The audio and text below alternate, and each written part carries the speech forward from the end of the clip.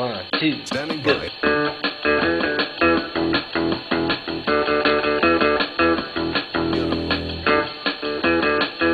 You know it. Here we go.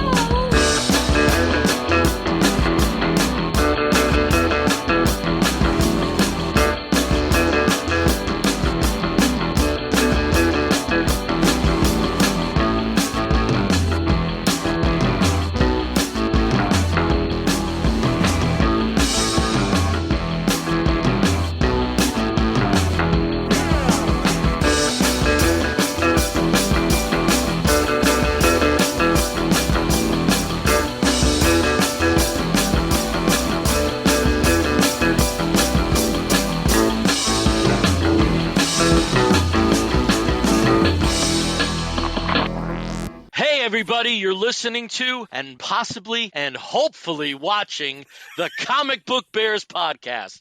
I'm Bill Zanowitz, I'm Steve Morey. I'm Caleb Alexander McKenzie. and we are your hairy, heavy homos that talk about comic books, but you don't have to be a hairy, heavy homo to listen in or possibly stream in.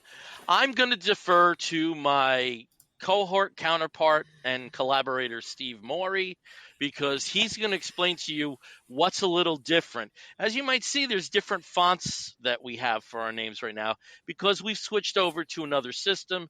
Steve's going to give you some information about that, and we hope things work.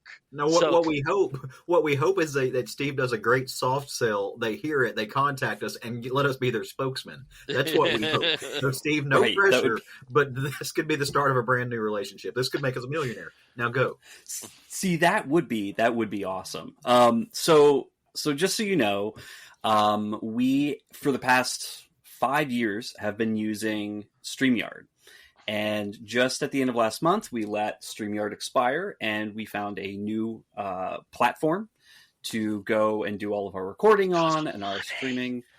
It's a lot of money. That's the one thing. And what's really hilarious is, of course, after StreamYard, after we let it cancel and not renew, StreamYard kept sending these 50% off, please, right. 50% off, stay with us. And who knows? Maybe in the future we'll go back to them. They were a great platform for us. Sure. We really appreciated working with them. They were really good, but the cost just got out of control. But Riverside came along, and they were a pretty good deal again for the first year. And I've been playing around with their stuff, and it seems pretty cool. And so, fingers crossed, it will do well by us going forward. The only difference here for the streaming side, though, is that it's a little bit different. There will probably be a watermark somewhere on here. Not sure. But in general, you should be hopefully seeing and hearing us the way you normally see and hear us. So It's just letting the throngs of people who steal our videos know that there's going to be a watermark. So I have a question because I'm a little bit new to this. So on the previous platform that we used, we could see a chat box of people watching live. Do we have that we can see with this platform as well? So folks can, if they are watching this live, they can chat us or talk to us? Well, we can definitely see if anybody can see us if they're chatting.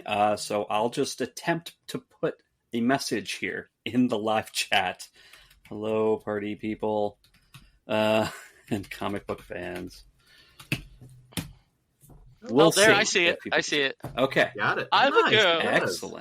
Excellent. So at least you can see. So we can see ourselves. But if anybody is able to watch tonight, let's see if other people are able to chat. We're playing with this platform. We're not really sure the best way to do it all. We're still learning on it, but it's pretty friendly. And I really do like a lot of the options that I have at my fingertips. So we shall see. Yeah. And as you may have been able to discern, Caleb is really low in the mix, so we're trying to figure that out. We'll fix it in post. I don't know. But we'll do our best. So Caleb may have to be making love to that mic tonight. I'll get real up and close. It'll be a little bear SMR or what ASMR, whatever that is. Barrissamar. Barrissamar. Barrissamar. That's my new podcast, Barrissamar with Caleb. And I have to say, with the fonts, that's where our names and descriptives are, they completely mirror the graphic for the Beach Boys' Pet Sounds album. Oh, they do. That's nice. That's kind of cool. Oh. Yeah. So, like, for once, this came in handy. Like doing it in back. Yeah. Oh, excellent. With all the So, Superman toys, I've gone crazy. Yeah, I love that. I love too with this platform. I think the other one did like some weird color correction. Like your guys' studios or your offices are all like bright and stuff like that. I feel like I'm in a cave. Yeah, you do look like you're like I don't know, like kind of on the run from the Stasi or something. Yeah, we got it's Arkansas. It's very Eastern European. Yeah, feel, like Arkansas feels like a little bit early like Eastern Europe right now. You know, like just before like everything fell, but it's still an oppressive because we are. That's not what Arkansas doesn't feel like. That's pretty much what it's like here. I mean, seeing as how they're trying to argue right now that ICE can just go anywhere at any time and just hang out. I forgot something, but we got to talk about this episode. I have to eat.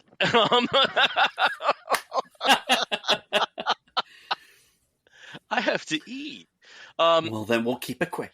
So, anyway, this particular episode is yet another one of our film episodes because we all have seen and are going to weigh in with what we thought about the Fantastic Four First Steps, the latest movie in the Marvel Cinematic Universe group of movies. Yeah. I don't know how else to say it. Which number is it? Which number technically is this? I'm going to look that up right now because is it?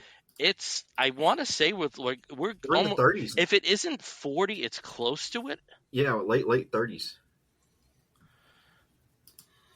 37th. It is the 37th. Yeah. Just wild. There are now as many Marvel movies as I have lived. Oh, shut up, you little bitch. Wow. Nobody's 37 anymore, haven't you heard? Yeah, on the other side of that, Bill got a prescription for old men today, so I don't want to hear it. Something for fucking old men. Hey, I'm an old man. Bruh, I take gout medicine. Well, I feel... there's a trade-off. You also have a six-pack, so there's a trade-off there too. Yeah, that's true. All right. Well, yeah. I'm getting fluffy. I've been doing a lot more weights and not as much cardio lately, and so I've gained about 10 to 15 pounds over the last month and a half just doing weights. Where did you gain it? Just different places, but I am. I was hoping we'll just need to see all of those pictures. I was just hoping to get a Southern man to say buttocks. In my buttocks. Okay. Yeah, but when I say it, it sounds very Forrest Gump. I don't know what that's. Forrest Gump is actually how we sound. It's in my buttocks. Something bit me. So anyway, that's what we're going to do. We're going to talk about the Fantastic Four. We really are. And I think it's telling that we are talking about the Fantastic Four, and all of us in our just really good moods, right? Yeah. We're all kind of bubbly, kind of giddily. We're light. It's and that I think plays into a lot of what we thought about, or at least what I thought about this film. Okay. Well, just by way of introduction, if you aren't aware of what's in the theaters right now, the Fantastic Four First Steps. It's directed by Matt Shakman, and who mostly is a television director. I'm just trying to think. I think his only other feature was Cut Bank about 11 years ago at this point. But he's made a name for himself in regards to television series, particularly Fargo and Game of Thrones, and also, and this surprised me, but it warmed me to see this. It's Always Sunny in Philadelphia. True. Yeah, so that warmed me to see, and that kind of made sense with certain parts of the movie. And the film stars, if you're not aware of at this point, Pedro Pascal as Reed Richards, Mr. Fantastic, Vanessa Kirby Mm-hmm. as Sue Storm, the Invisible Woman, Ebon Moss-Bachrach as Ben Grimm the Thing, and Joseph Quinn as Johnny Storm, the Human Torch. Yeah. Film is set in the 1960s in a retro-futuristic world that is not the main universe of the Marvel Cinematic Universe. Yeah, it's another alternate dimension, but there's a rationale behind that, I think. And Mm-hmm. I'm going to hand it over to Steve because Steve is really good at the plot. So, Steve, take it over from me and talk to us about the basic plot for Fantastic Four First Steps. Well, sure, and we'll dig into that because I have many wonderful things to say about the setting. So that's definitely going to be one of my big points here.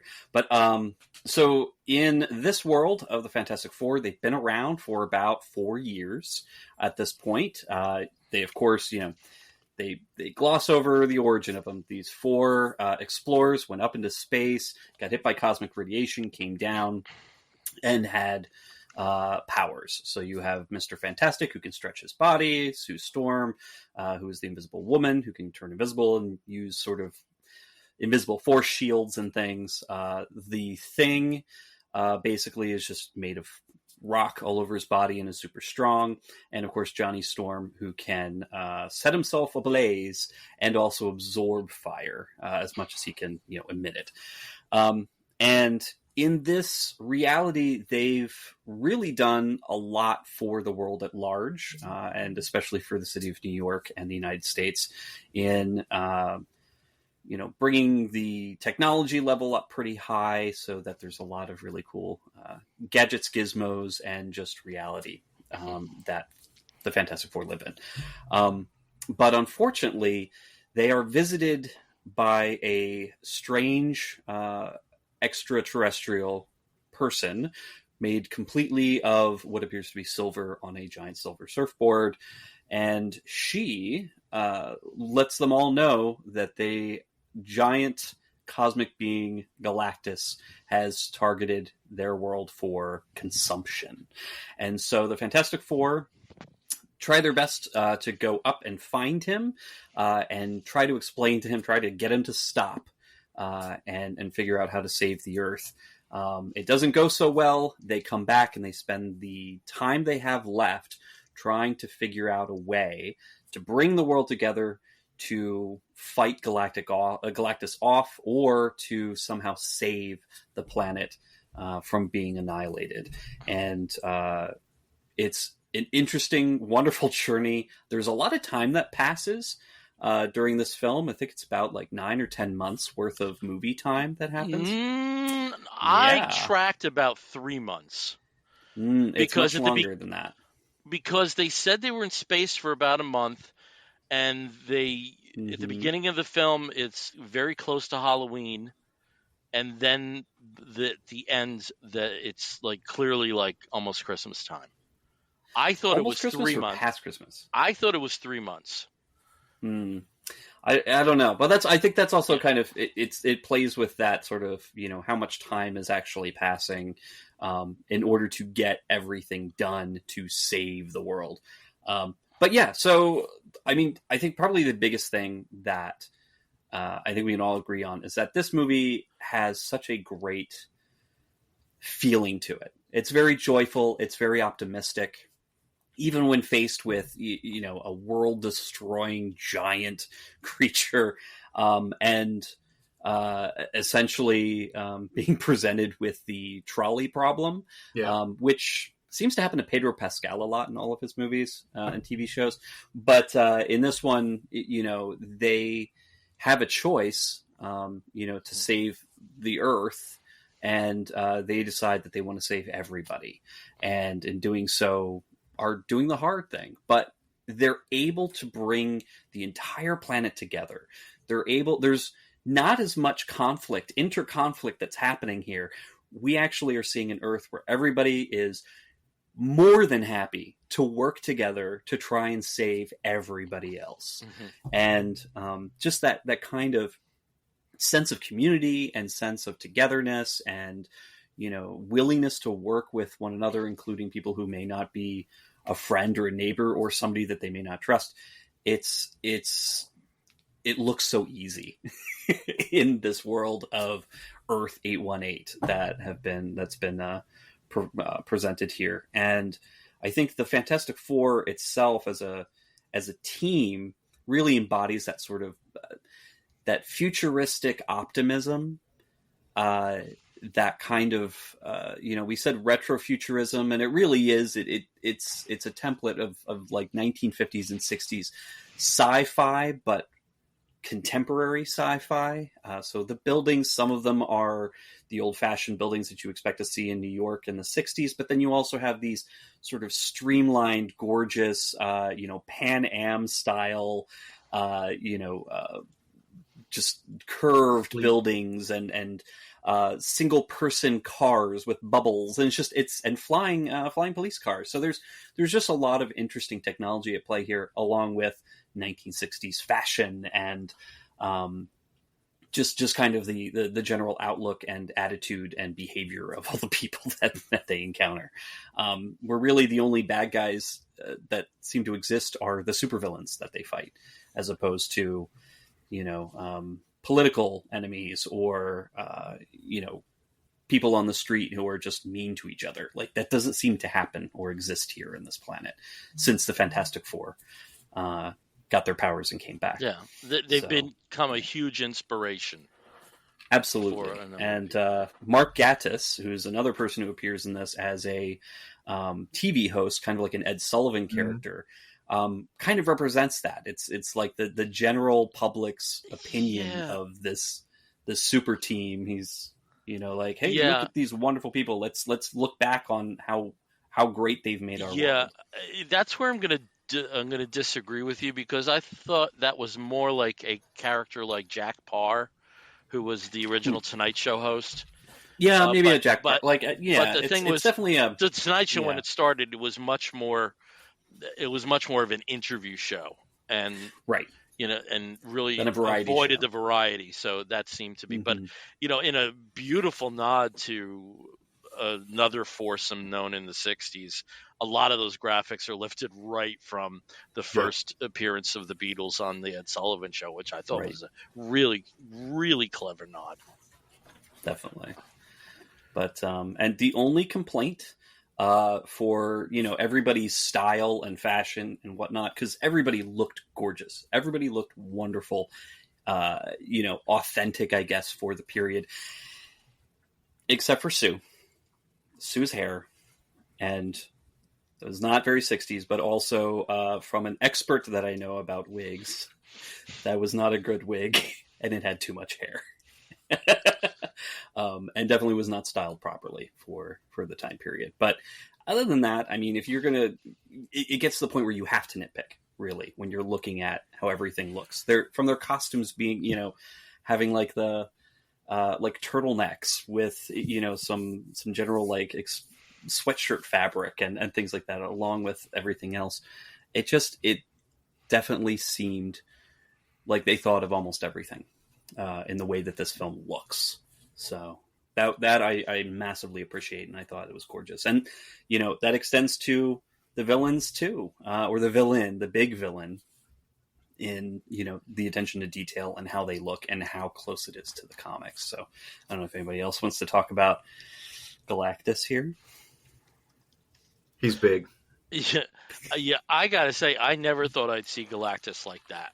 No, I thought they'd always cheap out, and it really was, out of any kind of live action visual, the closest in my head we come to seeing a Jack Kirby creation. Yeah. And Kirby informs a lot of this. There's a lot of Kirby in this. Well, and what's funny is, like, I remember watching the Eternals, and there are moments in the Eternals where I had that same feeling, like, oh, that's a really cool nod to Kirby that we really haven't seen before brought to the big screen. And I was like, I love seeing those elements and being able to pinpoint those. And then you watch this, and like you think about it, just elevates that statement. Like, no, actually, what we saw in the Eternals didn't hold a candle as far as like the Kirby-esqueness of it to what this did. The mechanics of everything, and you know, it's you go back and reread these books, and it really is. It's kind of the same aesthetic thing that I love about the Jetsons, right? It's a mid-century modern take on sci-fi. It uses all those mid-century modern elements, and it's just fun to see that world brought to life. I couldn't get over just those little neat moments of just the visual language that they established really early. I have to say, I also really loved. I mean, this extended to the furniture. It extended to the home of the Fantastic Four itself, where you had that gorgeously quirky central console that was a television set, stereo unit, and fireplace. Yeah. Which I've seen before. I've seen pictures of that before. I've seen, the concept in a lot of that sort of 1950s, 1960s sort of futuristic. This is the home of the future. Everything's sort of in the central unit. I grew up with one of those big sofa-sized consoles at my grandma's house, right? And it had the 8-track player, and it had the tape deck, and it had the TV built in, or the turntable built into it. The thing was huge. I don't even know if it's still there anymore. I'd love to go get it and refurbish it someday if it's still at their the house that it used to be in, which is still on my family's property in the middle of nowhere, Arkansas. So, but it was because, like I said, so I've been going back and reading a lot of those comics. I finished actually, first Fantastic Four not too long ago. I went back and read the first 39 issues of Spider-Man, going through and reading all the Namor stuff right now from that era. And so in doing that, I've been soaking in a lot of that visual representation of the 60s and early 70s art. And, to what Bill was talking about with this reproduction of the Fab Four on the Ed Sullivan Show, Kirby was doing a lot of that work too, and so was Ditko. I mean, Dick Ayers, even Romita at some point, he was taking a lot of that element that they were seeing in real life, and just futurizing it just a little bit with almost this very kitschy ideology of Romita, particularly with fashion. Yeah. I mean, he was the ideal artist for Gwen and Mary Jane. The ideal artist, because he was thinking ahead, taking things like the mini skirt and go-go boots and just inverting them a little bit. And in some ways, they don't look out of place reading it today. No, and you think about how much I give him big props on that. So Bill, you think about that too. And one of the things that I've always really appreciated, and I don't know, and you've probably read more of the interviews, but that fashion style, for me visually, there's a byline there to bands like the B-52s and stuff like that, where they took with the retro kitsch kind of thing. Yeah, it takes those elements and it just explodes it all over pop culture, and to where we take advantage of it now. But you got to remember, those people were sitting there creating that in real time, and it's influenced so much throughout time, and seeing, kind of getting some insight to what must have been going on in the imagination as those neurons were firing, and what he was seeing, and just breaking that down into a two-dimensional space to take and finally have somebody with that visual language and that vision to come in and nail it in a Fantastic Four story like this that finally works, because it's been a long time. They've tried the FF and they just haven't gotten it right. And I think what this filmmaker did is go back and it takes the essence of that, right, and it lays it out in film, in a film version. And that's why I think the film works so well, because to use a word we talked about with the last movie we spoke about, it feels earnest, right? And I think that it's not afraid to be of and about and an inspiration from comic books. It wears the source material on its sleeve. And for me, just to be a comic book fan and just to love the history of that, to walk into a theater and they can actually make it work. And that's what baffles me. And kind of, I feel like a kid at Christmas, believing in magic again. I never thought special effects would be to the point that they are now, or something like Reed Richard would really work. Like the Kirby crackle on the screen, which I wish they had played up a little bit more, would really work on the screen. but they've made it, at least to the sense that they could, they've made it and made it look really good. And I just loved that. Yeah, Steve, before I discuss some points, can you just fill in some of the post-Galactus revelation plot points? I know we might be spoiling a little bit, but we'll have a disclaimer. Well, I mean, there's a couple. Obviously, there's one of the things that Reed discovers while he's working on this teleportation technology is the idea that there are other universes out there that can be accessed, and this teleportation technology is kind of part of that. They attempt to use that as one big escape route to relocate the Earth away from a Galactus into another universe. Of course, that doesn't work, but it does work on Galactus. So Galactus is sent somewhere. Who knows where, another universe, or another dimension. But Reed essentially realizes that the multiverse is out there.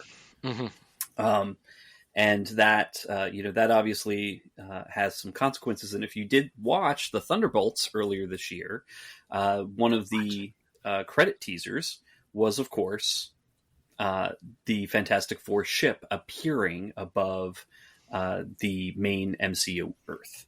So they do figure out a way to go themselves into this other universes. One of the other things too, and it's at the very, very end, and you have to sit through all the credits, which you should do anyway, to support all the people that work on this movie. But they make a very, very, very quick reveal of a certain Victor Von Doom. Very quick. Very, very, very quick. But that obviously is going to play a big part in what Marvel is planning for next year and the year after, with the next Avengers, next two big Avengers movies. So, which the Fantastic Four are part of. Absolutely. Yeah. Yep. The first thing I want to say is, and I don't mean to get all like grandiose about this, but not only will it be a crime if Kazra Farahani, who was the production designer for this film, not only will it be a crime if he's not nominated for an Oscar for that work, it will be a crime if he doesn't win the Oscar for this work, because it really felt like a fully thought out and comprehensive universe. I don't think I've ever enjoyed a film that much from a production design standpoint as I have for this film.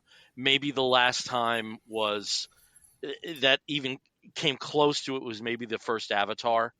It's world building. It is a stunning example of work. And just for you guys, if you ever want to Google him, he's easy on the eyes too. So there you go.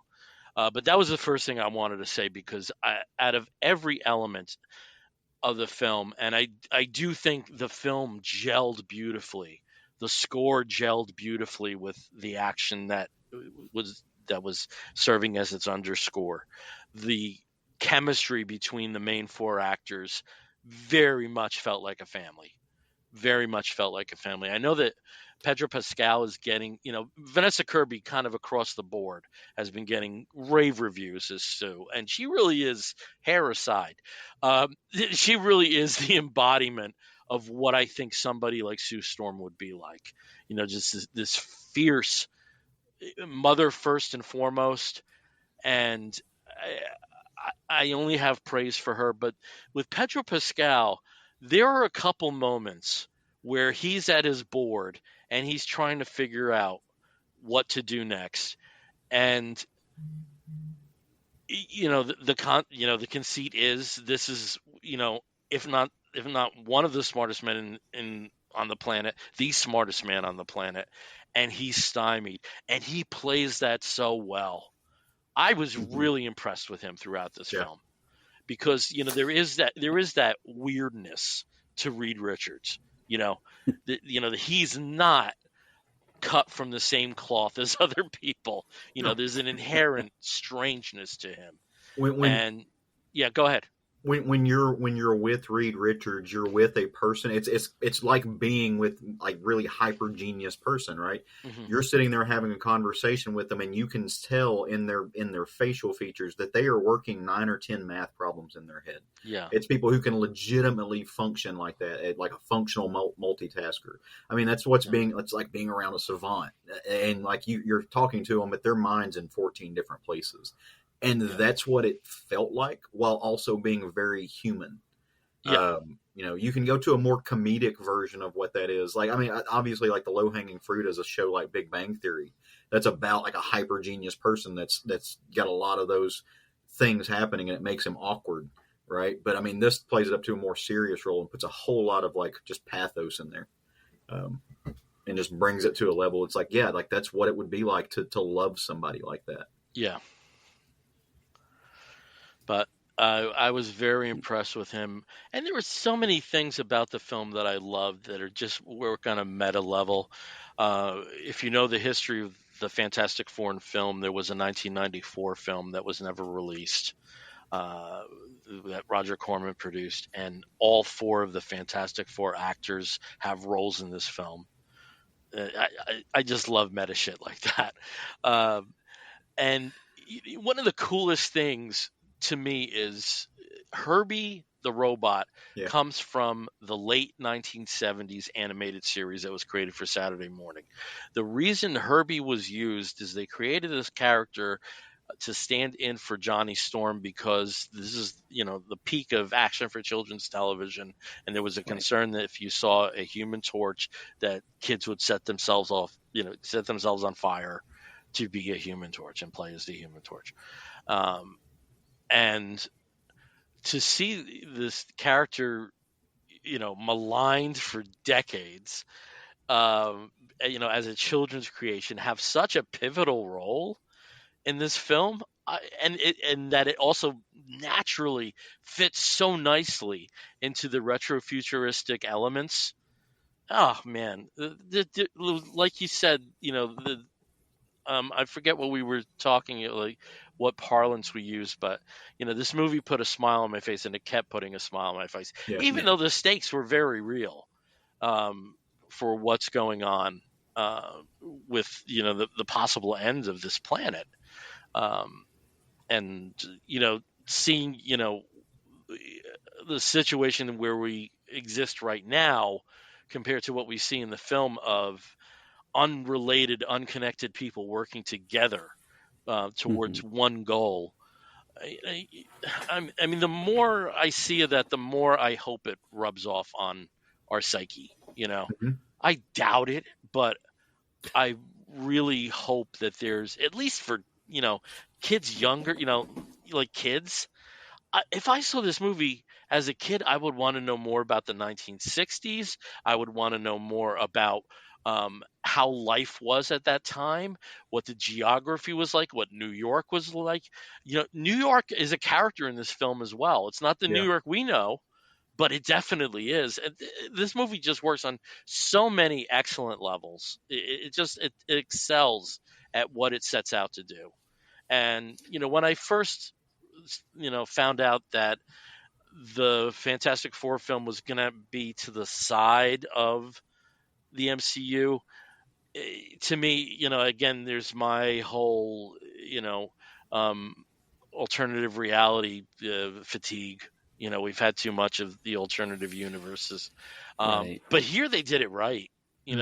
Here, that universe is a character, and it feeds into, it helps the propulsion of the film in many ways. And I just really, really appreciated this film. Of course there's like some nitpicky things, but there, like Steve said, if the worst thing we have to say is Stu Storm's wig, that's a very good film. If that's what we're calling out. Well, if we're gonna, and also, this also I wanted to say, I also love that this film shows Sue and Johnny and Ben as the hyper smart individuals they were intended to be. Mm-hmm. We haven't always had that. Yeah. Whether it be the animation treatments, whether it be even the comic books in certain iterations. Particularly Johnny and Ben have been dumbed down. Where hey, this would be an aerospace pilot and a wonderkind. In terms of having the comfort level of a 17-year-old being on a flight like this, because his appreciation of science was so advanced, and just seeing them be a hyper smart really made me feel good. Yeah, because I think that's the best version of the Fantastic Four, when you know that all four of these people, Reed's always going to be the smartest person in the room, but you take Reed out and put somebody else in the room with you, and that other person is the smartest person in the room. Mm-hmm. Yeah, all three of them, like all three of the non-Reed characters, have always been, or should have always been, treated as intelligent. But with Ben, because of his background, they tend to dumb him down. Oh, he's just a guy from the streets. Yeah, he's just a guy from the neighborhood. So of course, street tough can't be, anything better, more than street smart, which is not the case. Obviously, he's an astronaut. He's a pilot. And Johnny Storm, I think a lot of writers mistake immaturity for ignorance, and that's not the case with the character, or should not be the case with the character. And I think they played very well on that in this film, because he's all about girls. He's kind of flippant and silly, and makes a lot of cracks a lot of jokes and whatnot. But he also is the one who deciphers an alien language that has no correlation on anything on Earth, and the only reason he did was because he listened to a couple phrases, found out what one phrase meant, what those words could mean, and was able to extrapolate almost an entire language from it. So, he's not an idiot, and none of them are. And Sue, of course, she gets downplayed somewhat, but of course she is, a foremost scientist. Well, and I think too, she's not just a mom. I think too, in the formulation of those characters, they also get written in the context of the other, the juxtaposition of the other stories that they were being written at Marvel at the time, especially. So you're talking about the dumbing down of Thing. I feel like a lot of that was a weird reflection also from Bruce Banner and the Hulk, because those two were constantly kind of the foils for each other, the big hulking figures, and compared to. They wanted somebody to be a wisecracker in that too. Yeah. And I think to some degree you've got Johnny being a little bit of a reflection of Peter Parker too. They're not the same character, obviously, but I feel like there's a lot of reflection in those. And it's easy to say too, because these are the profiles that are being created. It's the like Bill said, it's the Wonder Kids, right? It's these teenage folks, and they did that with Rick a little bit as well in the Hulk series too. Kind of that, like, Rick Jones is also not a dumb kid. Yeah. You know what I mean? Like, so it's just. Think of how many times the friggin' Teen Brigade saves the day in those early stories. It's unreal. How many times, And, but that would know anything about that's one something somebody can write about. Whatever happened to the guys in the Teen Brigade? Are they Silicon Valley millionaires? Are they, in rehab? I mean, what happened to them? Are they both? Are they both? Yeah. That's a good book. Pitch to somebody. That's a good pitch. Whatever happened to the Teen Brigade? So, and this, I want to talk. You were talking about the visual. We're going back to the visuals and the look too. This may be some like film ignorance of mine too, but when I was watching the movie, there were moments where I was like, "Oh, that feels like a lot of the same color palette that Wes Anderson would use." It's very not much like a Wes Anderson movie, but it's like the color palette was kind of close at sometimes. But again, I'm not a movie. At least the Earthbound scenes. Yeah, I would agree with that.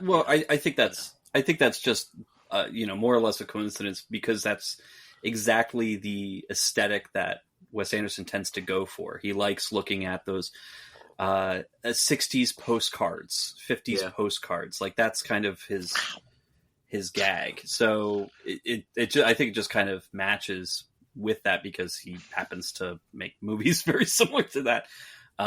that kind of aesthetic, but this was anything but twee, which was a concern. I was concerned at first that they were going to be a little bit too aw shucks gee whiz, trying to go so over the top. Look how special, the 60s is, and how, peaceful and wonderful everyone is.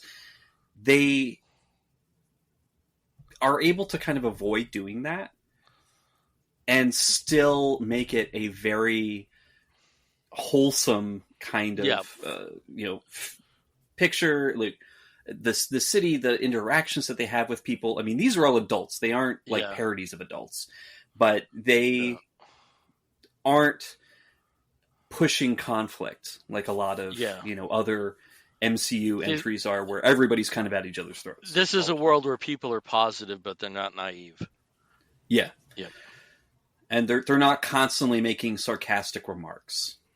Mm-hmm. Like it felt like it was not written by the current crop of Gen X. That was another thing. All the other movies. I know that there were like 3 credited writers, I think. This felt like a very unified script. It was very good. It felt like a very unified script. So, whoever marshaled that that effort, like, salute to them. And it's been interesting with James Gunn, some recent comments, where he said, some of the downfall of Marvel films has been that they start without a finished script. Right. This may be an exception to that. This felt airtight.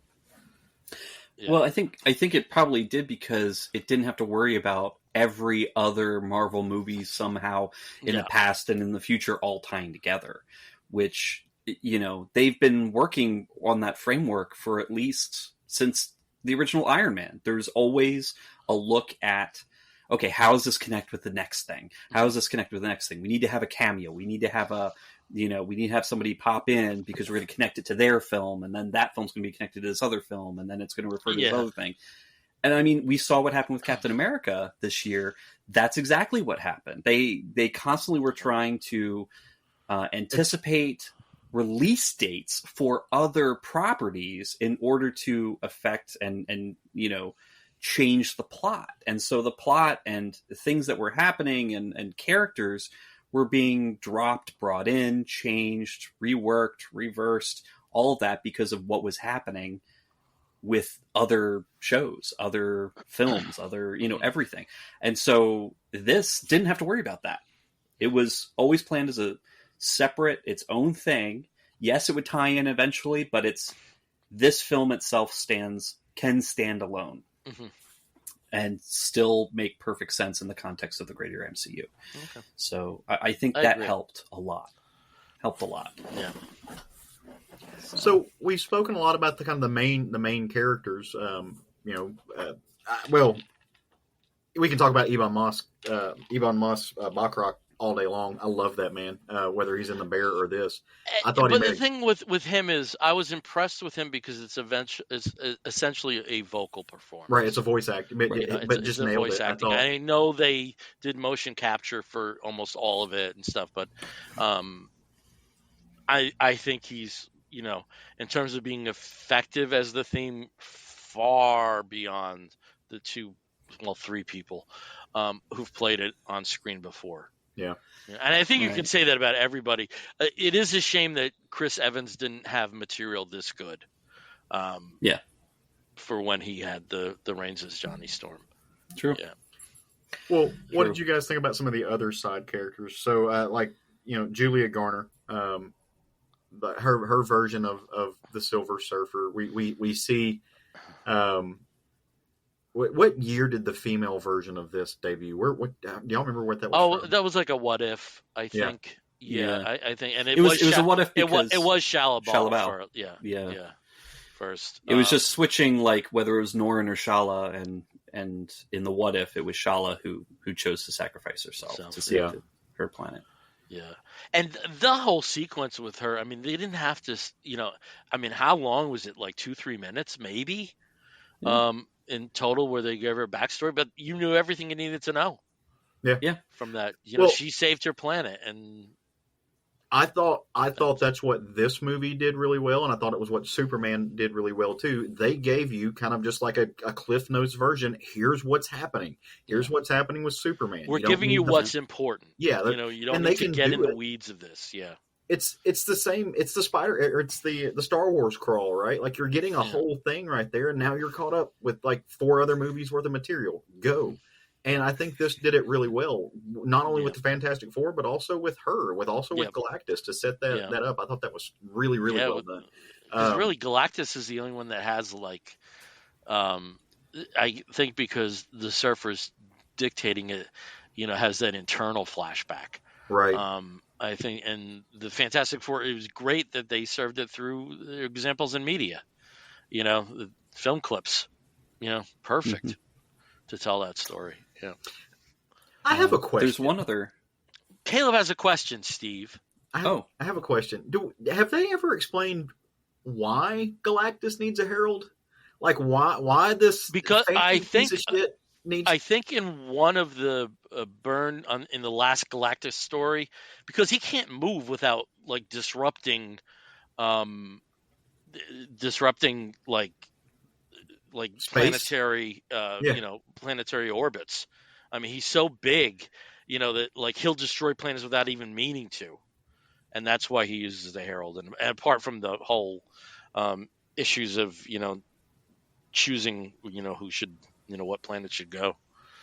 Well, I always thought it was he's. I believe that's in the last Galactus story of like why he's basically stays put until he eats. Yeah. I always thought it was and I just know a lot of finding... guys like that.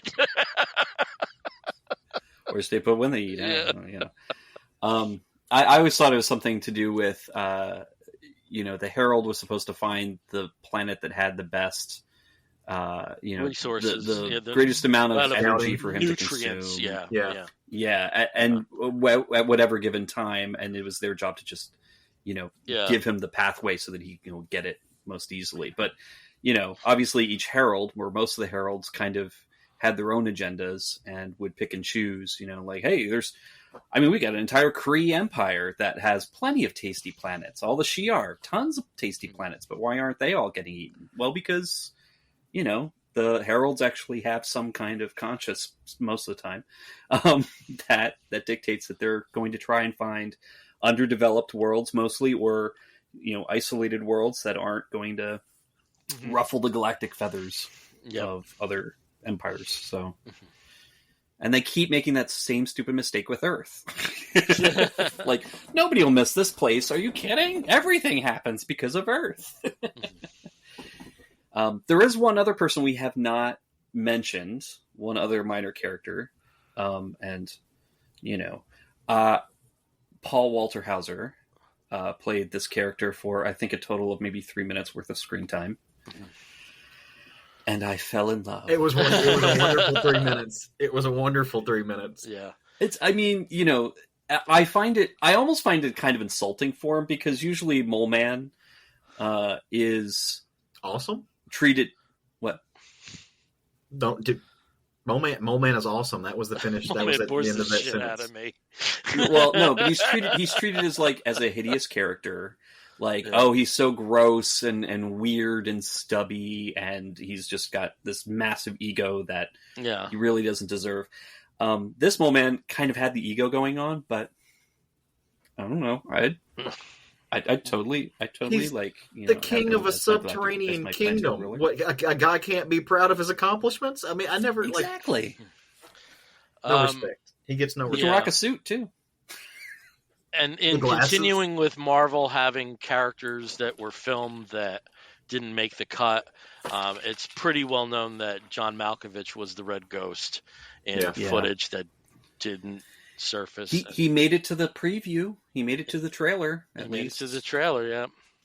And we'll probably see that footage, Oh yeah, at some point. It's there somewhere in the deleted scenes. Yeah, but it seems when they were talking about the character, the adversaries that they had faced, like Red Ghost and Diablo was mentioned, some others. Mole Man was kind of the only one that mattered, it seemed, Yeah. given the constraints of the story. So that probably was a good choice. That we only saw those like insane killer gorillas.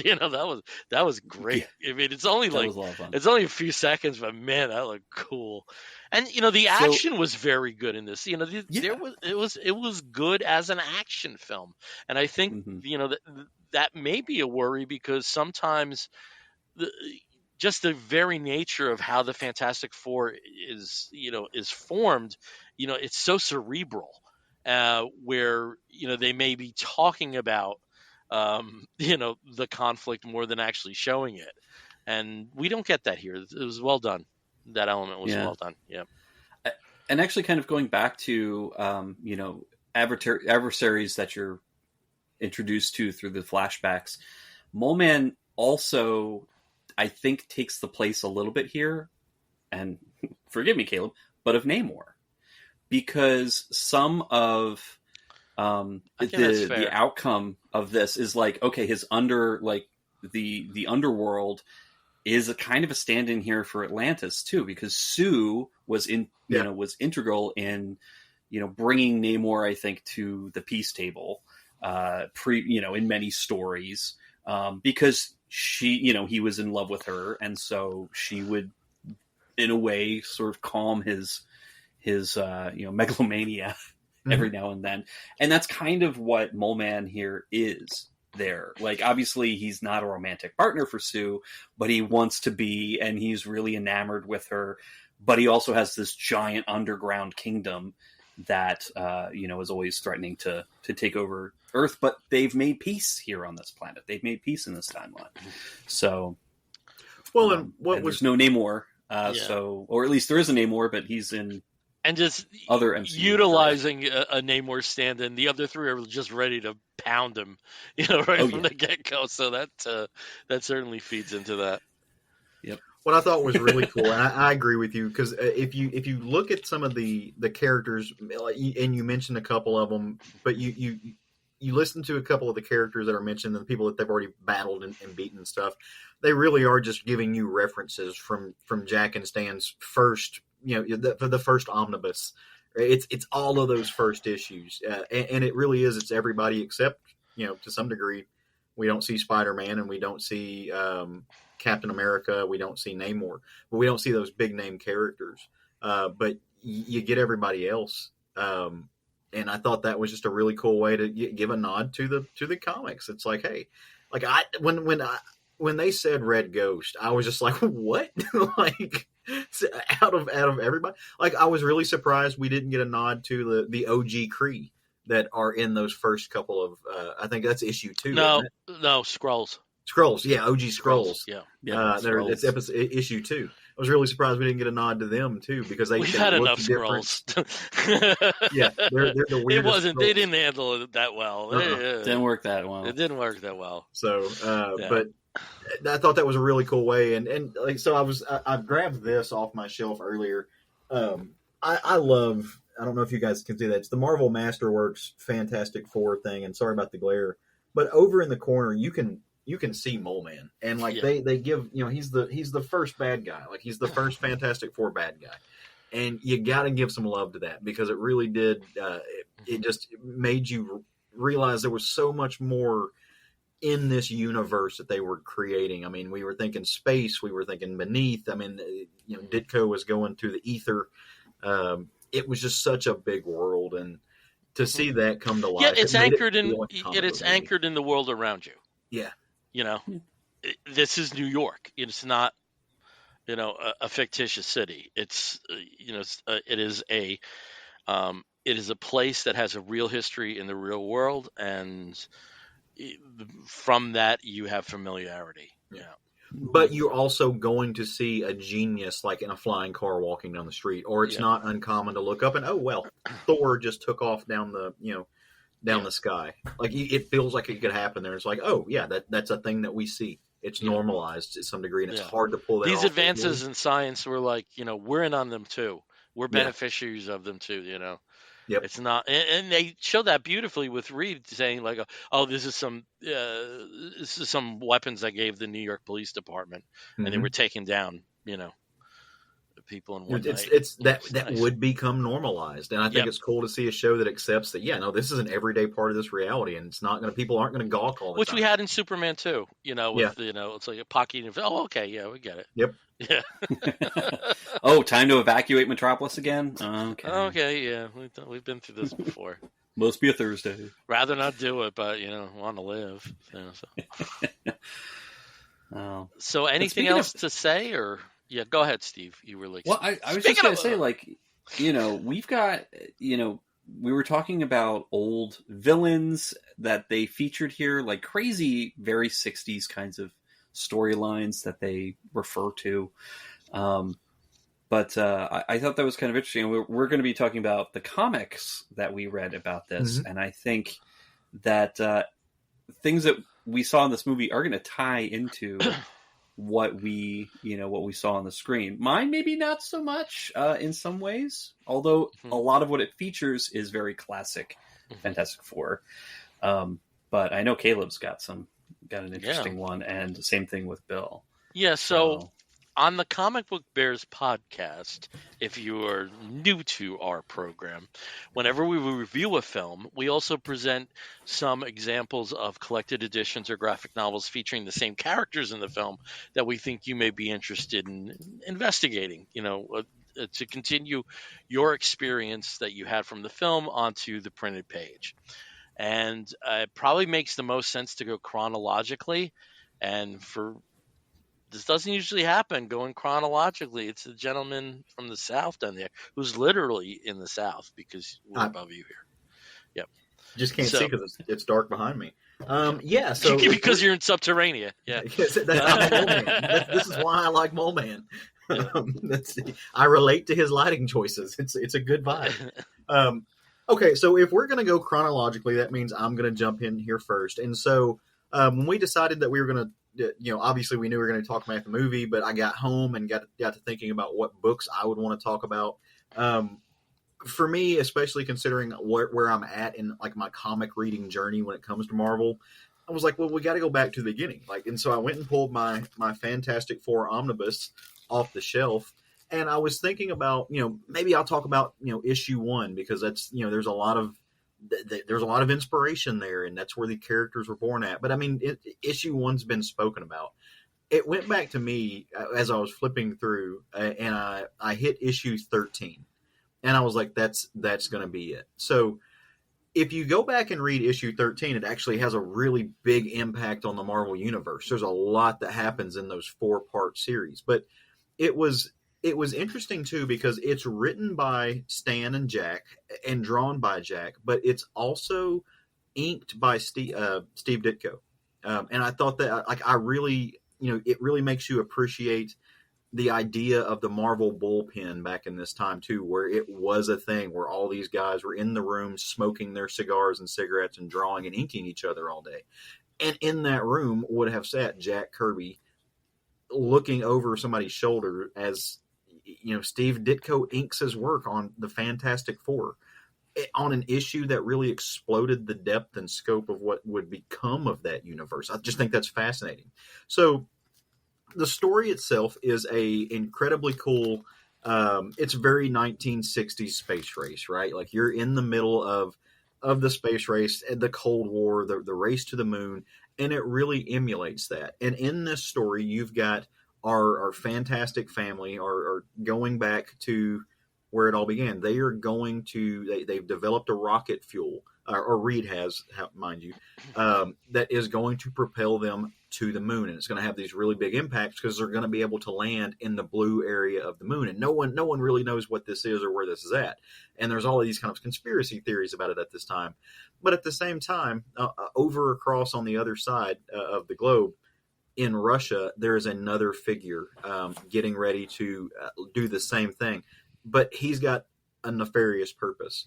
And this, they call him the Red Ghost. I mean, he's perfect kind of villain and foil for what's going on at this time. But he is so obsessed with the Fantastic Four and the idea of emulating them and beating them.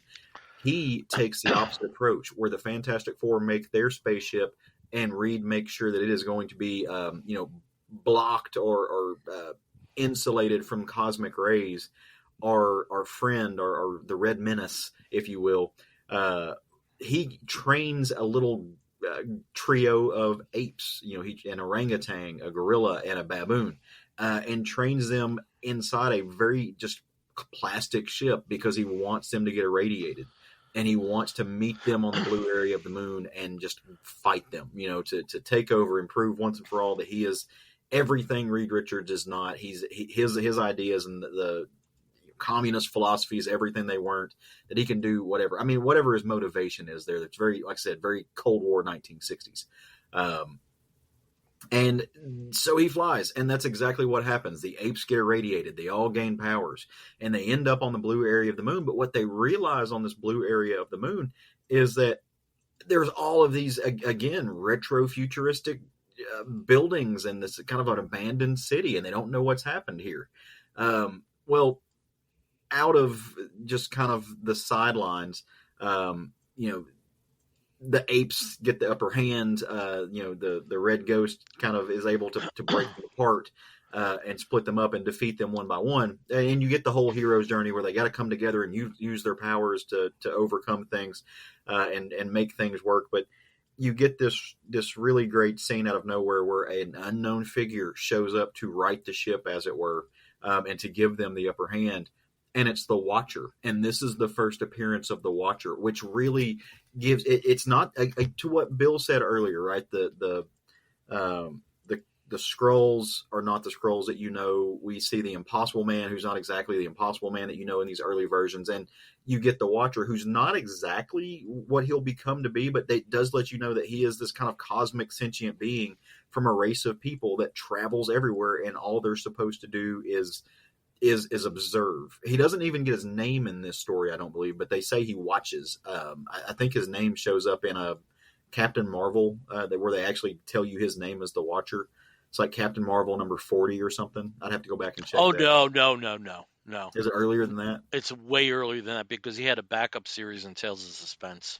Okay. As the Watcher. Yeah, no. Yeah, but the Watcher, or as Uatu. Like, when did they actually name him? Was it maybe Uatu that you're thinking about? Maybe so. Name? I forget where his name came from. But what's interesting in this, in those later stories, you really get the sense of he's done wrong. He's interjected and done wrong by having an influence.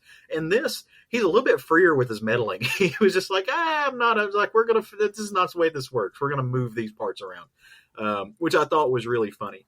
But I mean, you think about what happens in this. I mean, it's both this weird cultural, very 1960s space race. At the same time, you're reading this and it's very nationalistic, which is not something, when I think of Stan and Jack and who they were, I really don't think of, even though they were both military men, you read some books and they're, Captain America challenges authority to some degree. This was very, America's better than the communist in the East. We're going to beat the Reds. Yeah, exactly. Yeah. It's very much that, which was kind of interesting to read. That was my Sue Storm. That was my 60s Sue Storm. Uncanny, really.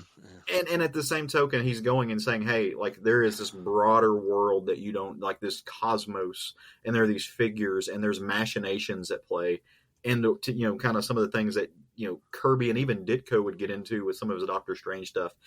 I just feel like this is it doesn't give enough, it's not given enough credit as far as these. I mean, it's not cheap. Like, you're not going to walk out of a store with this without spending some money, but when we think about some of those books that really have huge impacts on the Marvel history, we don't talk about Fantastic Four 13 nearly enough, and I think that it deserves that, especially with what they did with the Watcher.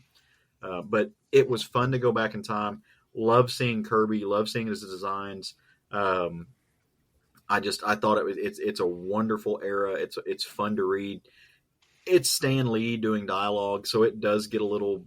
It's kitschy. It's very wordy, but it's still very fun. And you recognize in this story, those characters, or at least a version of those characters that you saw on the big screen. So, it's a great tome. Go back and read it. It's very important to comics and to the Marvel universe as it is. And it's a real fun villain. You get to see an electromagnetic orangutan. I mean, who doesn't want to see that? Yeah.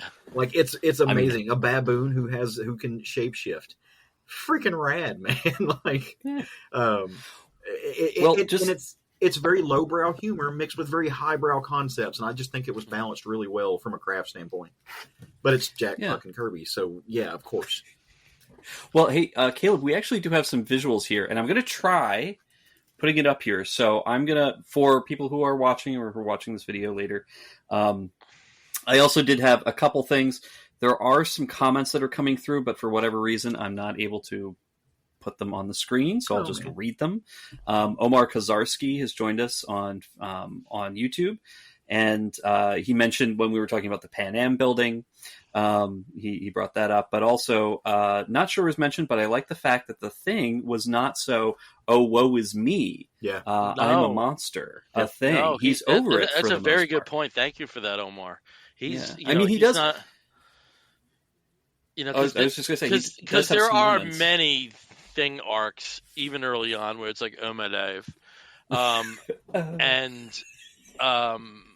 we don't get that. We have somebody who's completely comfortable in his skin, and I also love that it wasn't even it wasn't even a question mark hanging over what his religion was. This is nice, especially because the Storms and Reed are kind of white bread, and that that was something that distinguished that character, like almost from the get go, even though it was never, it wasn't outwardly stated until the 70s, that Ben Grimm was Jewish.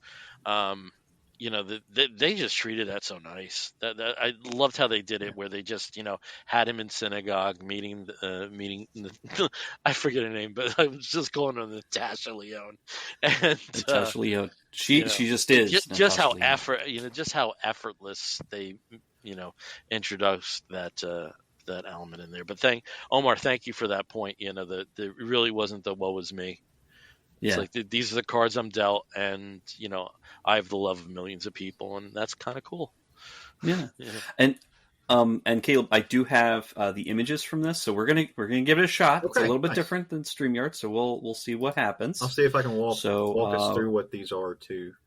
Yeah, when we get them up, see something. All right. Yeah. Okay. So this was the cover to that issue that you're seeing right now, and you get the whole team there. Very indicative of those kind of covers that you would see at the time. I love Reed and Stu. I love the detail of Reed and Stu. Their bodies in this, their motion. It just the body language is incredible. And I am not an artistic person, and the fact that you can draw invisible hands is still kind of fun to me because I don't understand how it works. I mean, I understand how it works, but I can't imagine having the wherewithal to envision that, and be able to mimic it on paper. So. And it's them on the moon. I mean, it's just quintessential and classic. This is Kirby. This is Kirby's version of the look, Sue had a big forehead. We're going to have to deal with it. Sue had a large noggin. But I love, you go back to these old versions of the way that they, the body of Ben Grimm, his body type, his mass, the way that they illustrated Johnny's flames and being on fire, just because it was the way to make it appear and work with the way that they printed at that time, I think, really, more than anything. And I just thought it was, it's just a fun image. And I love that, you get the dialogue. Meanwhile, in the American ship, safely shielded against the mysterious cosmic rays. That dialogue, very much of its time. It had its own language. Really fun story. And the background of this, right? Like you see those, the gadgets and the circuitry and stuff in the background, and just that texture that he drew into that world, which was new at the time. I mean, and going back, I mean, I grew up with knowing what airplanes looked like. I grew up seeing spaceships, literal rockets, and getting to go to Space World and sit in real NASA things. Kids had not seen that. People had not seen that at that time, and he's giving it to them in the background. Just his finger was on the pulse of what was really rapidly changing in that world, and he really translated it well. They had seen versions of it, sure, just not in practice yet. I mean, you look at a lot of the shows on television from the 60s, whether it's Lost in Space or Star Trek, there was an idea of what was ahead of us. Yeah. So I just think that's an important point to make. But it's all stylized. Mm-hmm. It's all, it isn't necessarily rooted in the reality. And design aesthetics, I love that kind of pre-NASA, let's put it that way. Yeah, because it really was a lot of it was predicated not even on so much of it was from the creators' imaginations. Yeah, well, too, and I was going to say some of this is not necessarily just things that they would have seen in a spaceship or something like that. A lot of it's based off of like early computers that they'd seen, clips and images of, and they're just translating burgeoning technology at the time into like what that evolution of technology would look like in their brain.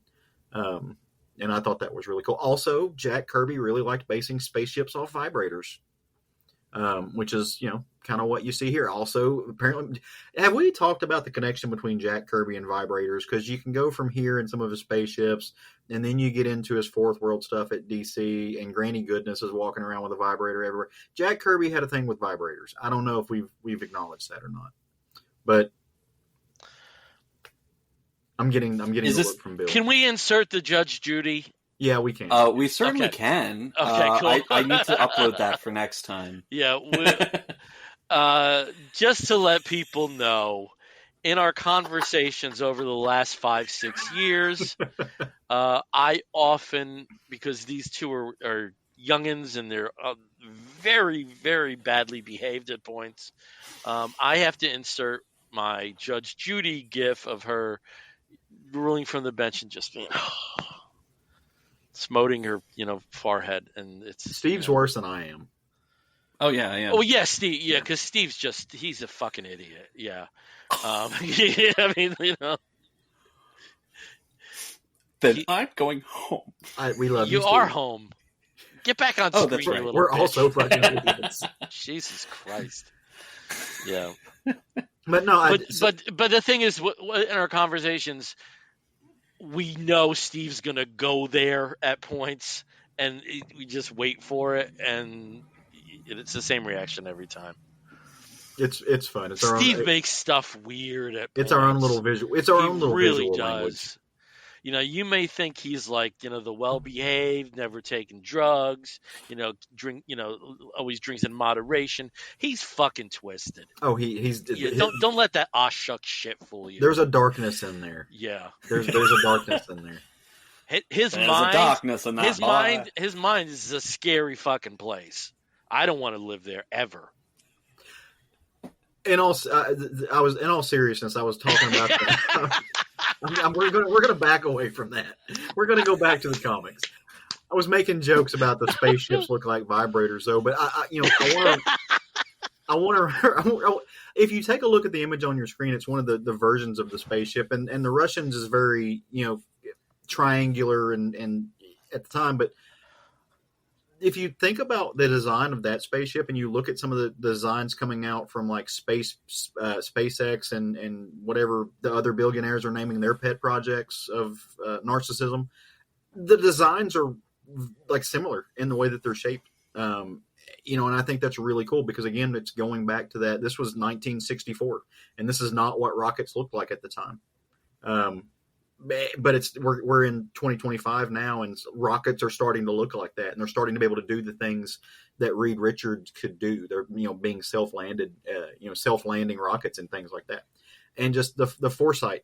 I love it because it's art mimicking reality, mimicking art to some degree. First appearance of Oatu and all the space apes who get no respect. Poor guys. Poor apes. I forget why I threw that one in there, just for fun. It is the Fantastic Space Apes. But what I thought, you can go ahead and keep flipping through to some of the more modern ones. The appearance of these characters and the Red Ghost as kind of this menacing figure gets talked about. But you also get to see, because history and because comics keep going and going and going, you get to see new iterations of this character drawn in the modern styles by other artists too, and I think those are fun to look at and just fun to appreciate. Different covers where he's presented. So, but yeah, go back and read that story. I think it's a lot of fun. I think it's worthwhile to revisit this kind of source material. And shout out to his appearance on the cartoon. So Awesome. Bill, you're muted. So upset. I went muted. So anyway, and gentlemen, I just wanted to let you know, once we get through the Fantastic Four, I know we each have a comic to talk about. We are going to have to accelerate it. I spent a lot of time on that. I'm sorry. Yeah, I got excited. Okay, so what I chose for people, and I just want to make a few comments about Caleb with Stan and Jack's initial period. To me, that's mandatory comic reading. It really is. It's where the Silver Age. Yes, the Silver Age started with the Flash, or arguably John Jones backup, but the 60s, as we know it, really started with the Marvel Age of Comics and with Fantastic Four, with the very important element of including soap opera in superhero stories. Nothing. Jack, Stan, Steve, Bill Everett. Yeah. And that's one thing I have to. Marie Severin. Of all of them, though, I have to give that to Stan more than anybody, because it was his words that were there. I mean, if you look at, Kirby's pages, they're action oriented. And I've always said this before. Jack was never better than when he was with Stan, and Stan was never better than when he was with Jack, with the possible exception of the first 38 issues of Amazing Spider-Man. And then you think of what transpired. The most amazing, mind-bending thing to me is Reed and Sue's wedding, the introduction of the Inhumans, the introduction of Galactus, the introduction of Silver Surfer, and the introduction of Black Panther. They all take place within 9 months of each other. So just the level of creativity and mind-blowing concepts is, especially when they get to what turned into the midpoint, like the 40s and 50s issues. It's just stunning, the work that's happening there. So I wanted to say that, anybody, if you are getting into comic books, you have to sample Fantastic Four. Don't be afraid to go back and read older comics, right? We have too many ways to access them. Don't do it. I'm living proof. Man, go back and read that stuff. It's worth your time. So my pick goes a little later, and this is, I don't want to slam people, but in the 70s, the Fantastic Four was basically on autopilot.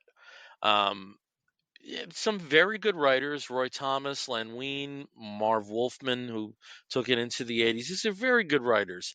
But there wasn't anything that was really distinguished about that particular era.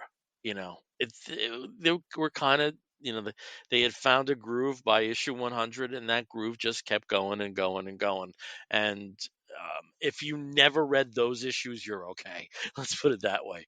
But and if anybody disagrees with me, please let me know. The only thing that I think was truly distinguishable was George Perez's artwork during that time. Then John Byrne took over. He had a short stint with Marv Wolfman as the artist, but then he took over as the artist-writer. And Byrne had a wonderful understanding of who these four characters were, who the supporting characters are, the worlds and the dynamics that they inhabit.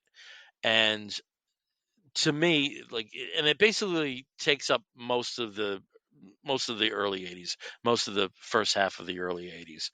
And I don't want to say that the Byrne run is as essential as Stan and Jack, but it's damn good, especially with a lot of the character development that happens. And so the book that I chose is actually towards the end of the run. Steve, if you can put up your slideshow graphics. This may not be the best starting point, but this is the best point in the Burn Run.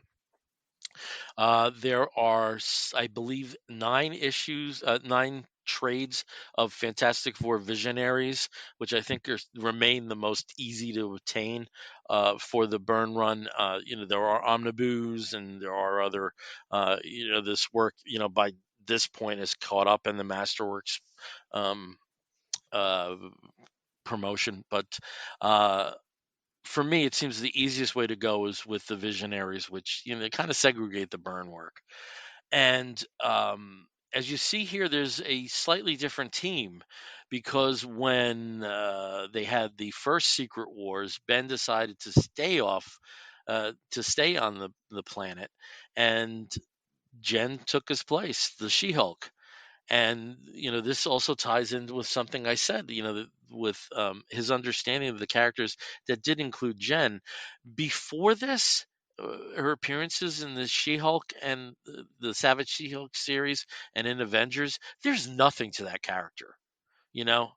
Bruce Banner's cousin, she's big, she's green. That's it. There's nothing to her.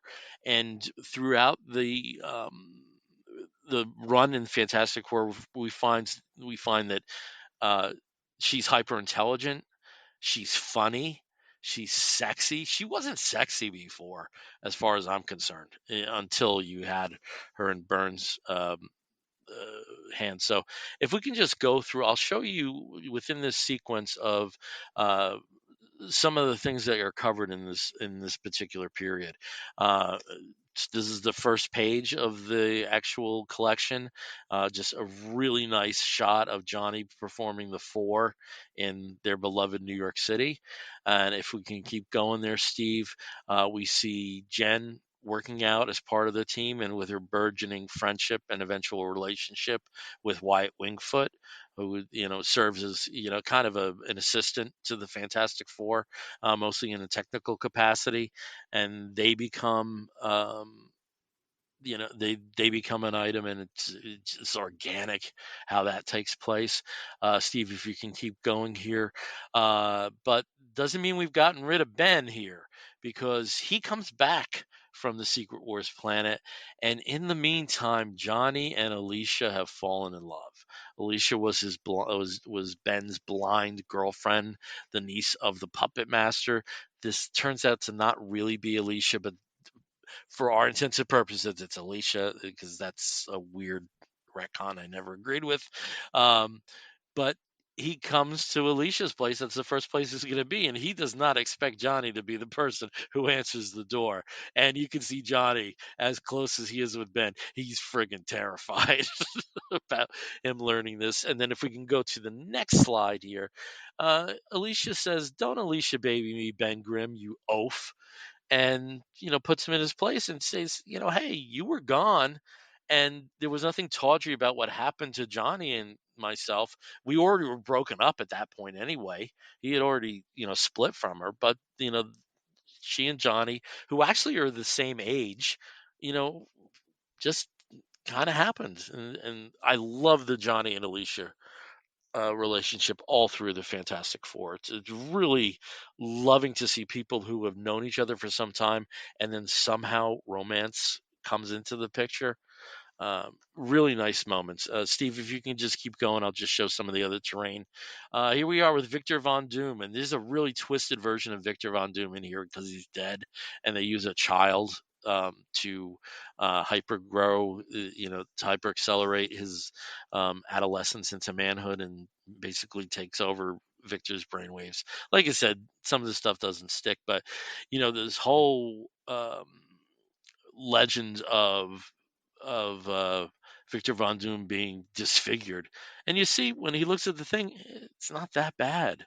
It's a scar, but it's not the kind of thing that would repulse people to that they would scream as he walked down the street.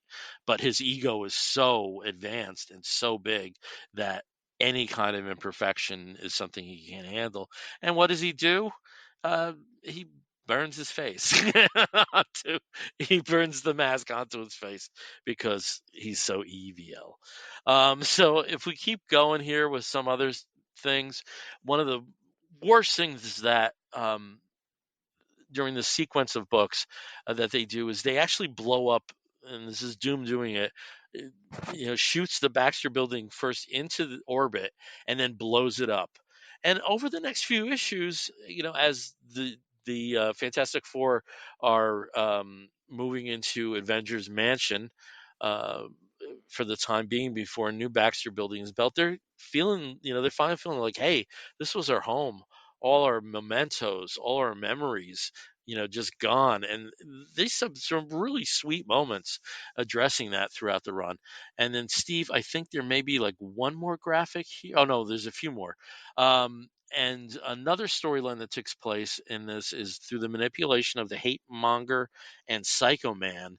They bring Sue Storm into her, limits as a racist, evil thing, Malice, the mistress of hate.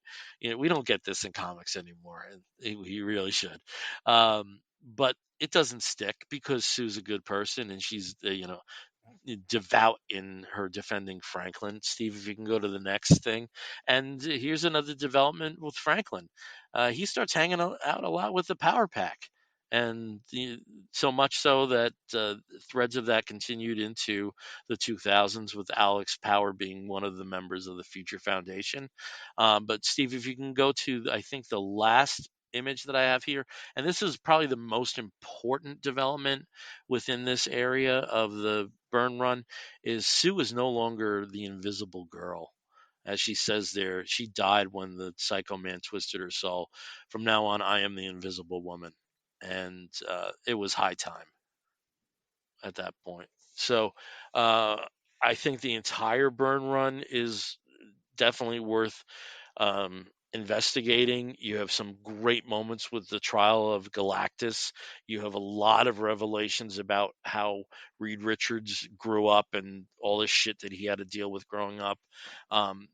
And unfortunately, it kind of ends a bit abruptly because the only way that he could function was as being exclusive to DC when he was rebooting Superman, which we talked about 2 shows ago.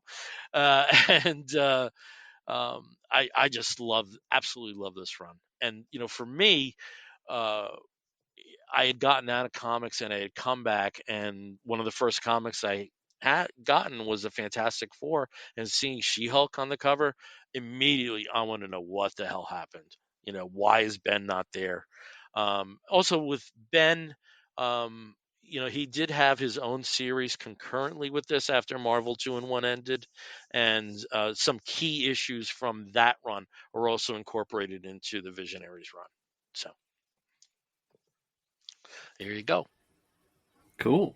I really haven't read a lot of Fantastic Four over the years. I think a lot of that had to do with the fact that I always associated them with a very particular type of Marvel storytelling and a particular, section of the Marvel universe that I really wasn't terribly interested in.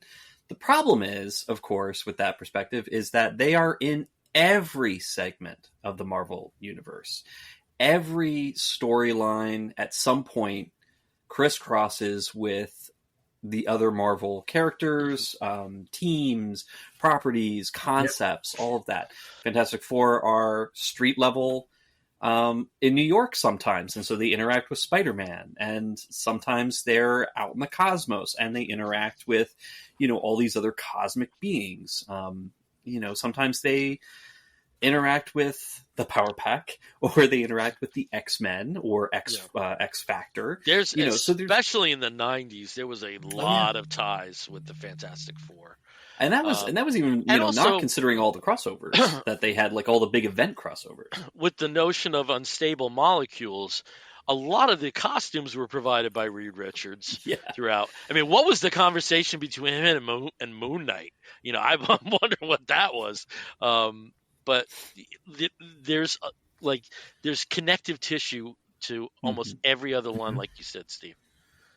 Yeah, and so, unfortunately, because I had that attitude, for the longest time I didn't read any Fantastic Four. Or if I did, it was always like, I have to buy these issues because they tie into Infinity Gauntlet or Infinity War. You know, they've got the little corner, the little corner triangle at the top that says I actually have to read them because they're a crossover for some reason.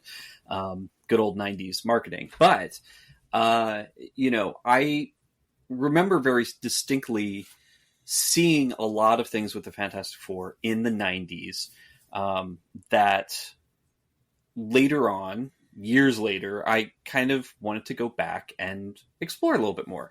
And Bill had mentioned it when he got back into comics. Like, he saw an issue of the Byrne Fantastic Four with She-Hulk on the cover. Like, what happened there? Well, one of the things that I do recall very strongly about the Fantastic Four in the 90s was there was a time, a very brief time, but there was a moment where the Fantastic Four as we know them were completely gone, and it was a new Fantastic Four, made up of essentially a bunch of the heavy hitters that were popular at the time, going into the late 80s, early 90s, like starting that sort of trend towards the extreme, I guess you could say. This is, at the early onset of the writers and artists that formed Image very shortly afterwards. But these particular characters had been around for a while. They were just becoming a little bit more popular. There was something in the air that these characters were going to be involved in the development of one of the, the next big publishers. And it just so happened to be during Walt Simonson's reign on the Fantastic Four. And he came in sort of towards the end of the 80s. I think his first issue was in 1989. And I'm going to say it was, 334. So he took over after a series of different writers and editors were taking turns on the book. So I think after Byrne, it kind of got a little bit mishmashy and lost a bit. Kind of went through another one of those periods of transition where nobody really knew what to do with the Fantastic Four. And so Simonson, when he took over, decided to go nuts with them. And they went to, they went outside of time. They went to other dimensions.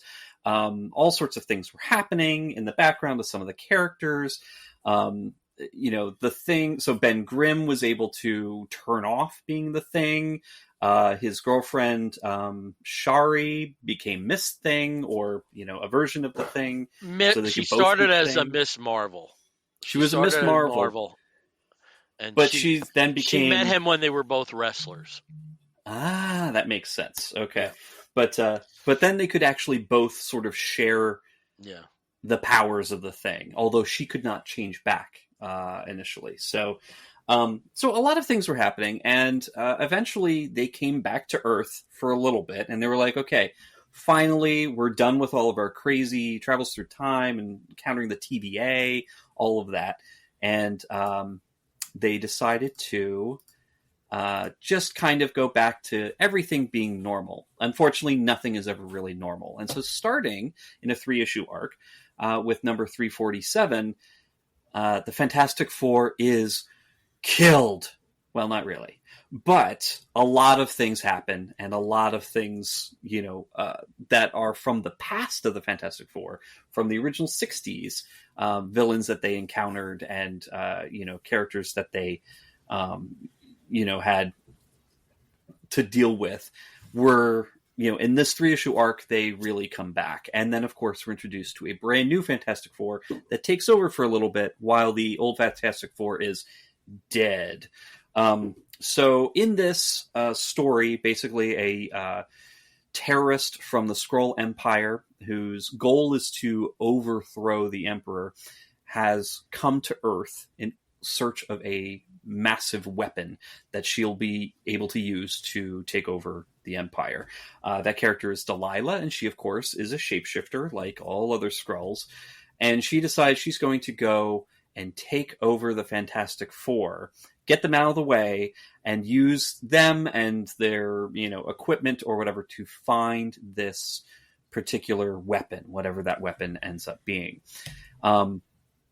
Meanwhile, the Skrulls actually follow her, and they are trying to track her down. And in doing so, they end up on Monster Isle. And who's on Monster Isle? Well, a whole bunch of monsters from Marvel history, from the various enemies that other teams have fought, the Avengers, Fantastic Four, etc. over the years. Sometimes they were characters in their own books.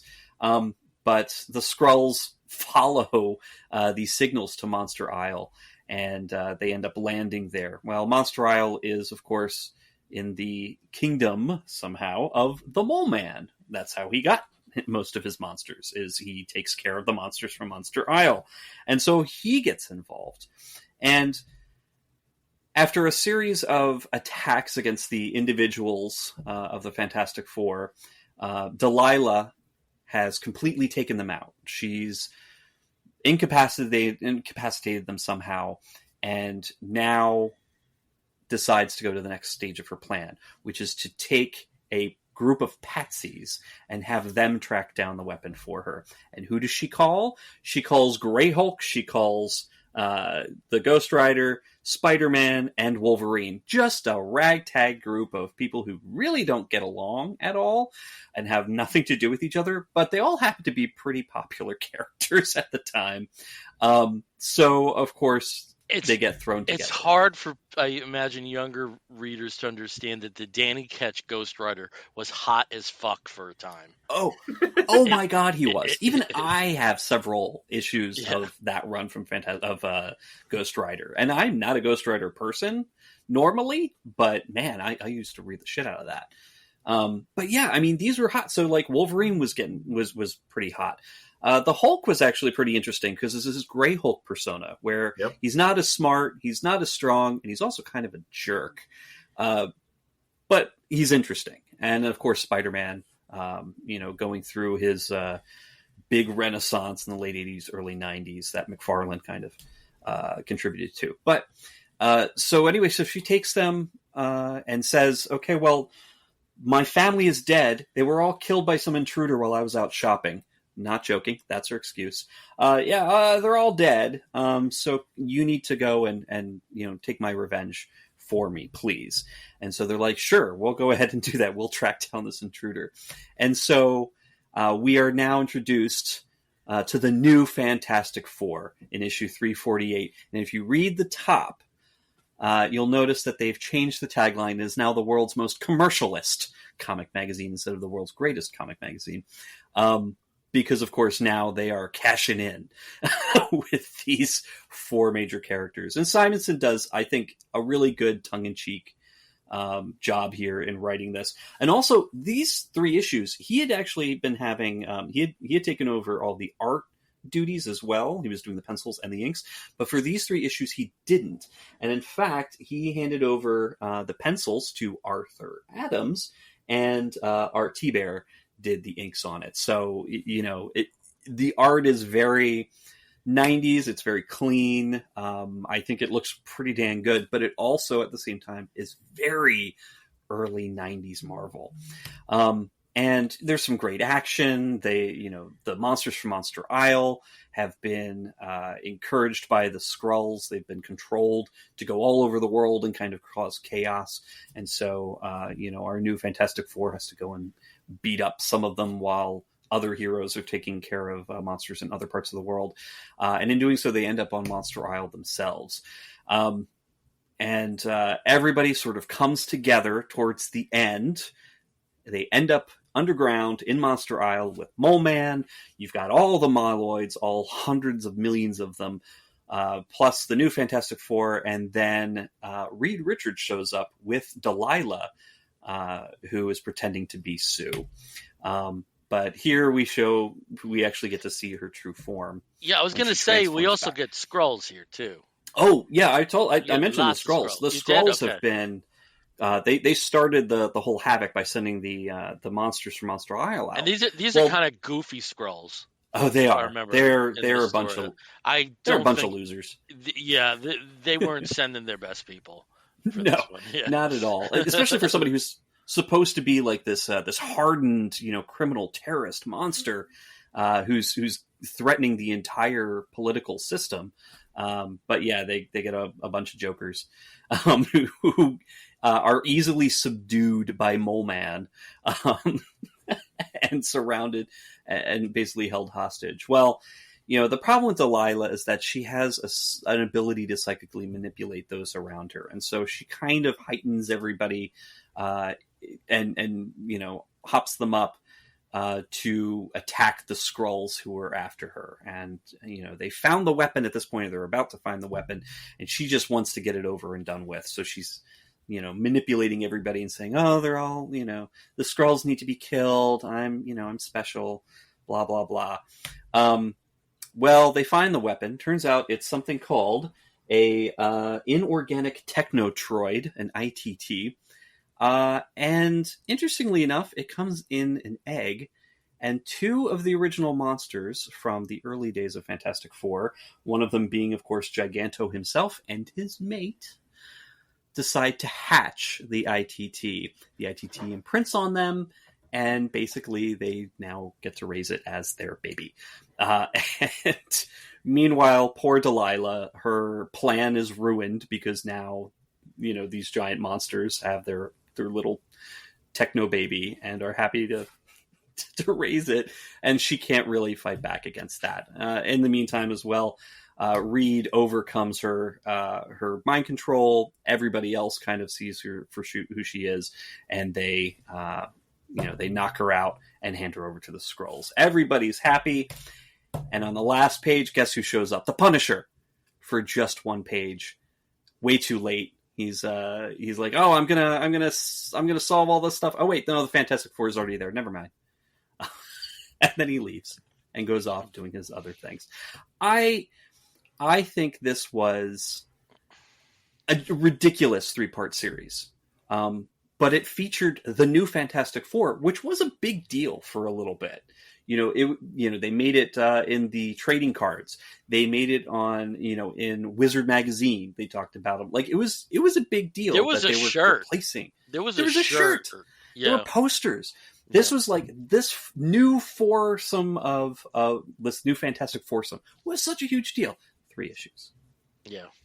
And it was all because of a ruse. So it's just really, I thought it was so fantastic, but it encapsulates the 90s way of telling stories and of hyping things up very succinctly. Yeah. And Walt Simonson, I know this wasn't his best work. I think he did a good job because the tongue is firmly planted in cheek in this one. And I think he does a great job of making everybody just sort of realize, okay, there's a lot to laugh at here. There's some fun stuff going on. We're gonna play with a lot of toys and make them do silly things. Yeah, I don't rank his Fantastic Four that highly, especially coming off after Thor, and at least in terms of art, X Factor. I think you just hit on one of the issues that I had was the tone just changed too often. There's great tongue-in-cheek moments. There's an issue where the cover features, and it says, this is the battle you've been waiting for, Thor versus Gladiator. And then underneath that, hey, just whose comic book is this? There's some really cool tongue-in-cheek moments, but the shifts are too great for me. And, I'm thinking back to these issues. I mean, the first 2 of these 3 issues went to second printings. That's common nowadays. That was incredibly rare back then, that a book would go to a second printing. And it was hot for a hot moment, but it's from a run that I think and one thing I also did appreciate during his run is he didn't just start from scratch. Sharon Ventura, Ms. Marvel or She-Thing, however you want to characterize her. Yeah. She was part of the team. She's still there for a substantial amount of time. Oh yeah. Within the run. And there were things like that I appreciated. I did appreciate he tried to tie up some loose ends that were left dangling from Steve Englehart, things that he introduced in 12 issues and then didn't cover. The Steve Englehart Fantastic Four is La Bamba. I have to say that. And I love Steve Englehart, but that run, woo, La Bamba. It's not the business, huh? Yeah. It was not So the business. I don't think it's a stellar run, but there are moments. That's my feeling with that particular run. Yeah. I haven't read his Fantastic Four, so I've read parts of Byrne's Fantastic Four, but I haven't had the pleasure of reading that one. Yeah, and also with Simonson, he does also get the Visionaries treatment, and even if those books aren't in print, they're available. You know, they're easily available, and you can get. I think there's like I think it's like maybe 3 volumes. I know I have. I think I have all of them. Yeah. So I don't know. And see, this is the funny thing. When I was looking through my collection and trying to see, like, well, what do I have that's Fantastic Four? Because I know I don't read them very often. I have about 10 Visionaries books, a couple of the Byrnes, some of the other ones, and then I also have a lot of the Masterworks, a lot of the early Masterworks, and I don't know how I ended up with them. I can tell you how we ended up with them. They were free. That's right. Oh my gosh, yeah, that's free. Right. For some reason, like, there was a giving them away. glitch in Comixology. It was supposed to be for like this was supposed to be for an internal thing, like, you know, that like people were going to go to the Marvel retreat and get a card, and it was a download card, and it was available to everybody for like 3 hours. So that's how you have them. And they were, and I remember with you, this is my good memory for this, there were points where you were like, oh, it was available like 2 seconds ago, and now it's not, which is why you don't have some of those, because they were recovering from that. So that's what happened. So that explains. I was lucky. I got on all of them. But the Masterworks, the Byrne and Simonson Visionaries, they were all free. You're talking about digital versions of it, right? Digital. Yeah, digital. And I also have a ton of like Black Panther because of that. I have a lot of Scooby-Doo. I don't think there's No, I don't have any Scooby-Doo. Scooby-Doo, they put like almost everything that was digital on for free. So I have all 6 Scooby Apocalypse trades digitally. It's so wild. Yeah. I think it was for like an anniversary. It may have been for his 50th. The reason I was kind of saying that though, I love the Masterworks series, like the hardcovers that you can get. They're leather bound, like that's good. Like most of my Submariner Tales to Astonish is in that, and I love that for like I got a lot of omnibuses, and I think the omnibus is a great way to go back and read these big collections. But don't skimp on the Masterworks, especially for like shelf porn. So I have a question though. So we've covered a lot of kind of what I would consider in the past the critical eras of Fantastic Four, but one that we didn't talk about, and I kind of wondered if we were, especially considering the makeup and the identity of what's happening in the movies, was Hickman's Fantastic Four run. How did you all feel about that as far as Hickman's work goes? I loved it. A lot of it, probably the best Fantastic Four story ever is that alternative reality where Reed is a Nazi and Ben is conscripted from the ghetto to fly the thing. And that story just amazes me how intricate and how they do it in 23 pages. I thought Hickman's run, and probably one of the funniest moments ever in comic books, when Johnny has a nihilist chained up in Peter's apartment on the can.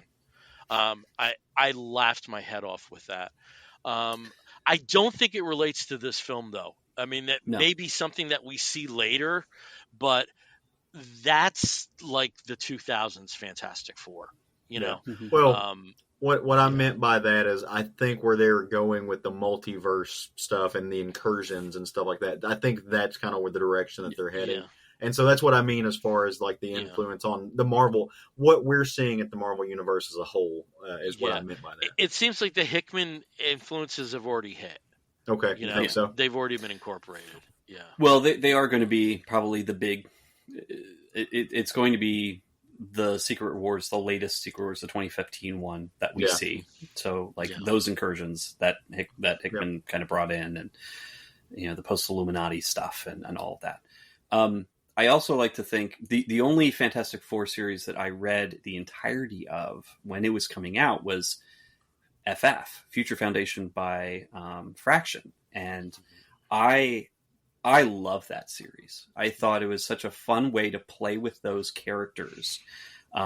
These are all the side characters, you've got Miss Thing, you've got She-Hulk, you've got Ant-Man, all these other sometimes Fantastic Four At some point, members. they were all Fantastic Four members. Exactly, but and some of them were some villains, like Crystal, Gargoyle Man. Crystal, yep. yeah. Crystal's also Dragon part Man. of that. Dragon Man, that's it, yeah. But it was just it's just really fun, and that was a great book to read because it takes all of the idealism of Fantastic Four, like what they've been working towards in their general lives, and then brings in the kids, brings in all of these, children of supervillains and their own kids, and you've got Alex Powers, you've got Maximilian, who one of the many clones, you've got Franklin, you've got Valeria, like all of the kids, the Moloids. There's several Moloids who are part of that, and one of them actually has a trans coming out story, which is really interesting. So you just have so much that's happening in and I love Fraction's version of Medusa. She just does not take any shit. No. She's like, I'm goddamn royalty, and look what you're doing. I'm babysitting the freaking Alex Power. And you've got all that wonderful art by Mike Allred and Laura Allred on colors. Like, I mean, it is glorious. So check that out if you want to see something that's Fantastic Four related, but not necessarily that. Well, I have to say, gentlemen, I think if we actually talked about new comics, we would have a 3.5-hour show. So I think we should probably table the new comic book talk until the next issue, but maybe we can just show off briefly what we would have talked about as a preview of what will be next. So we'll just lock that as the next. My book was the start of the new Captain America series by Chip Zdarsky with art by Valerio Schiti and Frank Martin. That's what I would have talked about, and that's what I will talk about in 2 weeks. Yeah. Steve, what do you have? Oh, well, I was going to talk about the new Catacomb of Torment, which is the new EC book. This is replacing the Epitaphs from the Abyss, and it's a lot of fun, but it does start incorporating classic stories from EC history as well, so that's fun to see both the new tales and a classic tale in the same book. And Caleb, what do you have for a preview? I was going to talk about, and will talk about, the new book by Mike Curato, Gaysians. If you know Mike, he wrote Flamer kind of famously. It's a story about gay Asians. Let that just kind of entice you to come back next time, and I'll talk about it. Okay, cool. I think this works. I like this. Oh, yeah. I like this little preview. That's special cool. Previews. Unintentional, benefits. We'll have to remind each other what we said we're going to talk about. Yeah. Hey, what the hell did I do? All right, so we're going to start wrapping up the Comic Book Bears podcast episode that you have been joining us with. And when we do so, we have two final segments, the first of which is where we show off Geek Gets, things that we've gotten in the last 2 weeks or so that, are definitely geek aligned, that it's kind of like our little show and tell. So Steve, who often does not have Geek Gets, do you have anything this week? I do. And this is actually thank you to my husband, Jason, who got this for me. He loves a particular artist, and every time that she's at Heroes Con, he makes it a point to spend several hours chatting with her at her table. But she also does a lot of, commissions during the year, non-convention commissions, but also just constantly doodles. And one of the images that she came up with very recently is this beautiful Supergirl and Crypto. Oh, look at that. And so Jason got this for me, and that is by Janet Lee. I just absolutely love that. So thank you, Jason. Nice. Okay, Caleb, how about you? I ran by Ye Old Neighborhood Target store today on the way home because I needed to pick up some flowers because we're going to have a house full of kids because my niece turns 18 this weekend. So hanging out with them. And I thought, well, while I'm here, I will go check out the important stuff, the action figure aisle. Because we're talking about Fantastic Four tonight, and it's as a major retail chain. Surely there's really cool Fantastic Four merchandise available. No, there's just not. No, there's not. There's not Fantastic Four merchandise available in Target. I don't know if they're sold out or they don't have anything going on, but they certainly did not. No, there's some beautiful Marvel Legends. Yeah, well, so Marvel Legends, but like there's not anything. But for the film, yeah, Marvel Legends based on the film. Okay, cool. They didn't have those at Target at all. Yeah, none. Yeah. So, and then I looked over just slightly next, and there's this wonderful shrine to really cool DC action figures with price ranges all the way from like $8 to whatever you want to spend on it for stuff like that. And they had movie stuff, and they had film stuff, and they had comic stuff, and they just had the DC action figures. And I said, well, you know what? Why not reward good marketing? And I picked up a Hawk Girl from the Superman line, and she's got the torso. We play together. And so I now have this is the most of a line that I've purposely bought. Two of your other builder than the figures. gargoyles. I've got the gargoyles close. NECA stuff, but so I now have Superman and I have Hawk Girl, and I'm gonna see if I can piece together the little thing here because they're $10. It's not bad. Yeah, that's not bad. And since I couldn't get Fantastic Four stuff, just friendly reminder: have you seen my awesome Monster Masterworks FF team thing? How glorious is it? Yes, that is very nice. That's very nice. He was in my issue of the comics. I bought this in Memphis with Brian Newberry. That's my memory for it, which is really kind of fun. Okay, cool. We have to visit Brian Newberry just to go to the McKays. Yes. Oh my God. My mind was blown seeing that footage. Oh my God. Apparently the Knoxville one is just as big, but Nashville is where we'd rather go. It's huge. Okay, so for my geek gets, you see the Superman stuff here. Some of them are superpowers based from the retro toy line from McFarlane, and I got the latest line, which is going to be the last line at least for a while. During San Diego Comic-Con, during one of the live streams, both Todd and his VP of marketing were assured that there would be more superpowers. My feeling was with Mattel taking over the primary license, McFarlane has a secondary license, not the primary. I think they just had to work out some things with what they could do. But it sounds like Superpowers is going to be continuing, but there's no lines announced after this last one. So it might be like a year or so. But this last one, boy, they got some good ones. We got Dead Man, very nice sculpt. And then we have Cyborg. If you were familiar with the original, Steve, if you could do this while we're talking, if you can find an inflation calculator and find out what $30 in 1989 comes to today, there's a backstory to that.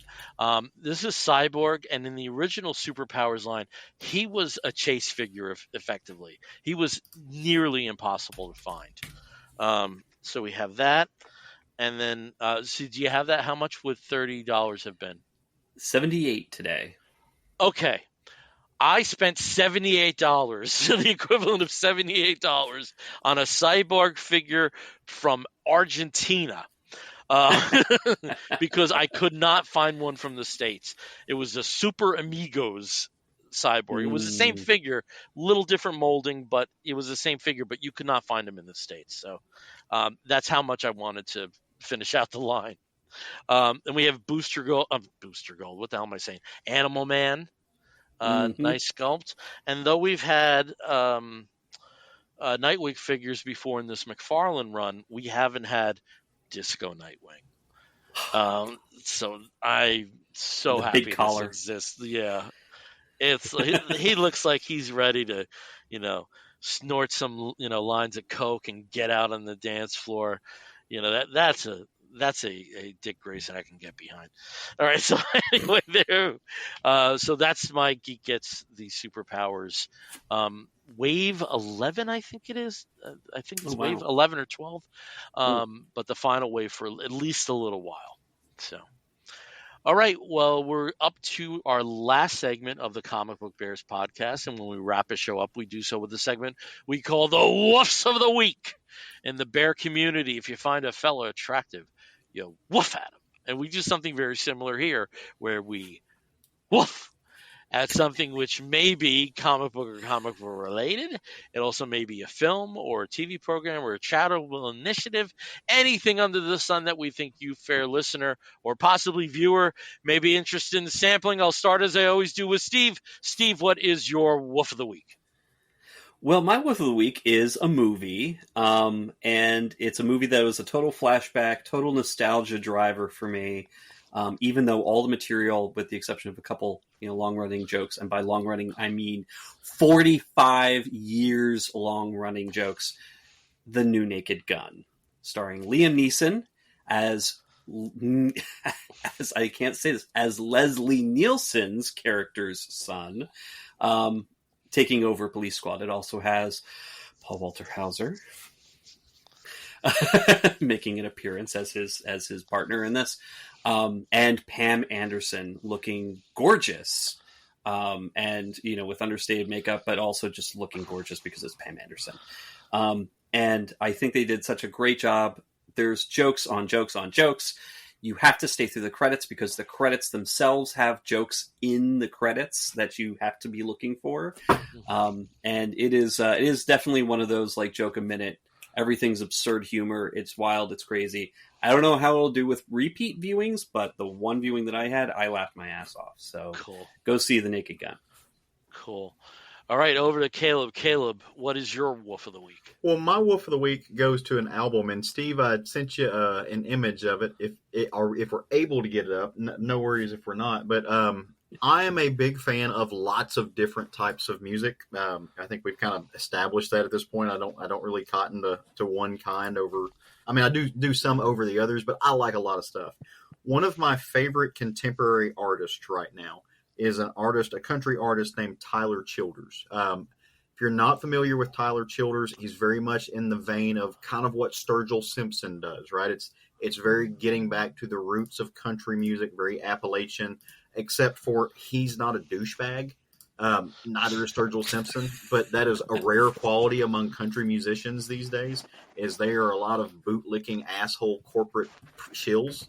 The Jason Aldeans of the world. So you will not enjoy if I got you a Morgan Wallen t-shirt. No, I'd set that fucker on fire. Which is what that racist, a t-shirt from that racist should be. I mean, the dude has been caught on camera using the N-word I don't know how many times. He's just a drunk prick. And his last song, if people would actually pay attention to the lyrics, it's basically him blaming a woman for becoming an alcoholic. Yeah, no, we're good on that.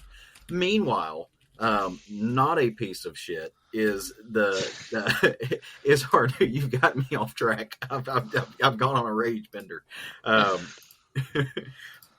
Not a piece of shit is our new artist Tyler Childers right here. This is his first commercial piece of music. It was produced by Rick Rubin, so it's a very good, very solid album. It's very Appalachian, but it's very the type of Appalachian that the folks would unionize and break corporate towns, not the type of whatever you see from modern mainstream country.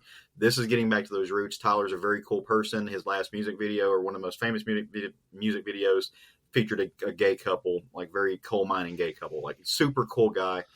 This album is amazing. It is Psychobilly meets fiddles. I don't know how else to put it. And he has a song about if he hates somebody so much, if he were to get rabies, they're high on his biting list. And it is one of the most hilarious, stupid, amazing songs on the planet right now. So go listen to his new album. Very cool. Okay, for my woof of the week, I'm very sorry to get you off on Morgan Wallen. That was deliberate. The rage that the bottle that it's welled like up in my instant soul. too. Yeah. So for my woof of the week, I got something, but it's not. I want to tie it in with one of another podcast. Let's put it that way. So I think anything that I say as a Wolf of the Week would be premature, since it'll probably be covered on another podcast. But if you know me, I'm going through this whole thing of watching retro television from the 1960s. I've asked Steve to get some shows for the Plex, and been watching, primarily children's animation shows during the week. But on the weekends, I've been going through some of my various season sets, and the one that I'm going through right now is Lost in Space from the 1960s, and this was the original version of Lost in Space. It's campy as hell with Jonathan Winters as Dr. Smith. You can't watch it and not just go into Dr. Smith's imitations. Oh dear boy, spare me your poisonous barbs. You can't not. And this was a show. The more I think about it, I think this show, growing up, was my introduction to science fiction, because it did air every day in the New York market when I was, 5, 6, 7 years old. And it was interesting watching some of the differences. It started as a much more serious show in its first season, the first half of its first season at least. And there were things I forgot. I forgot that every episode ended on a cliffhanger for the next episode. I forgot about certain concepts of like how they lived and how long they were stuck on certain planets, for like a season, before they could get the Jupiter to take off again. So Jupiter 2, apologies. But for shticky 60s fun, apart from Batman, which was deliberate camp, this kind of shaking its hand there. Irwin Allen's Lost in Space. This is the version on DVD. There is a version on Blu-ray. Like a lot of product with the takeover of 20th Century Fox from by Disney, there's a lot of stuff that is on moratorium, but you can still find copies of both this and the Blu-ray. Technically out of print, but they're available. So Lost in Space, and I think it just ended a rotation on Hulu, where it was available on Hulu. I'm not sure, but I think it was. But you can't rely on streaming these days, and good stuff, fun stuff. Cool. That's my Wolf of the Week. All right, well, we're wrapping this episode up. Again, we are the Comic Book Bears podcast. You can find us on most social media as Comic Book Bears. However, on Facebook, we are Comic Book Bears Podcast. If you want to write to us, please do so by sending an email to comicbookbears@gmail.com. If you want to listen to us, you can catch us through Apple Podcast, through Spotify, and many of the other podcasting platforms. And if you've joined us through YouTube Live, I guess that's what we have to say. I don't know how things go. Thank you for joining us. If the Facebook connection did work, great. Thank you for joining us through that. If you were watching us later on our YouTube channel, please like and subscribe. And until next time, I'm Bill Zanowitz. I'm Steve Morey. I'm Caleb Alexander McKenzie. If you're listening to the audio version, you're going to hear a woof and an explosion. We'll be back in 2 weeks. Take care, everyone. Woof!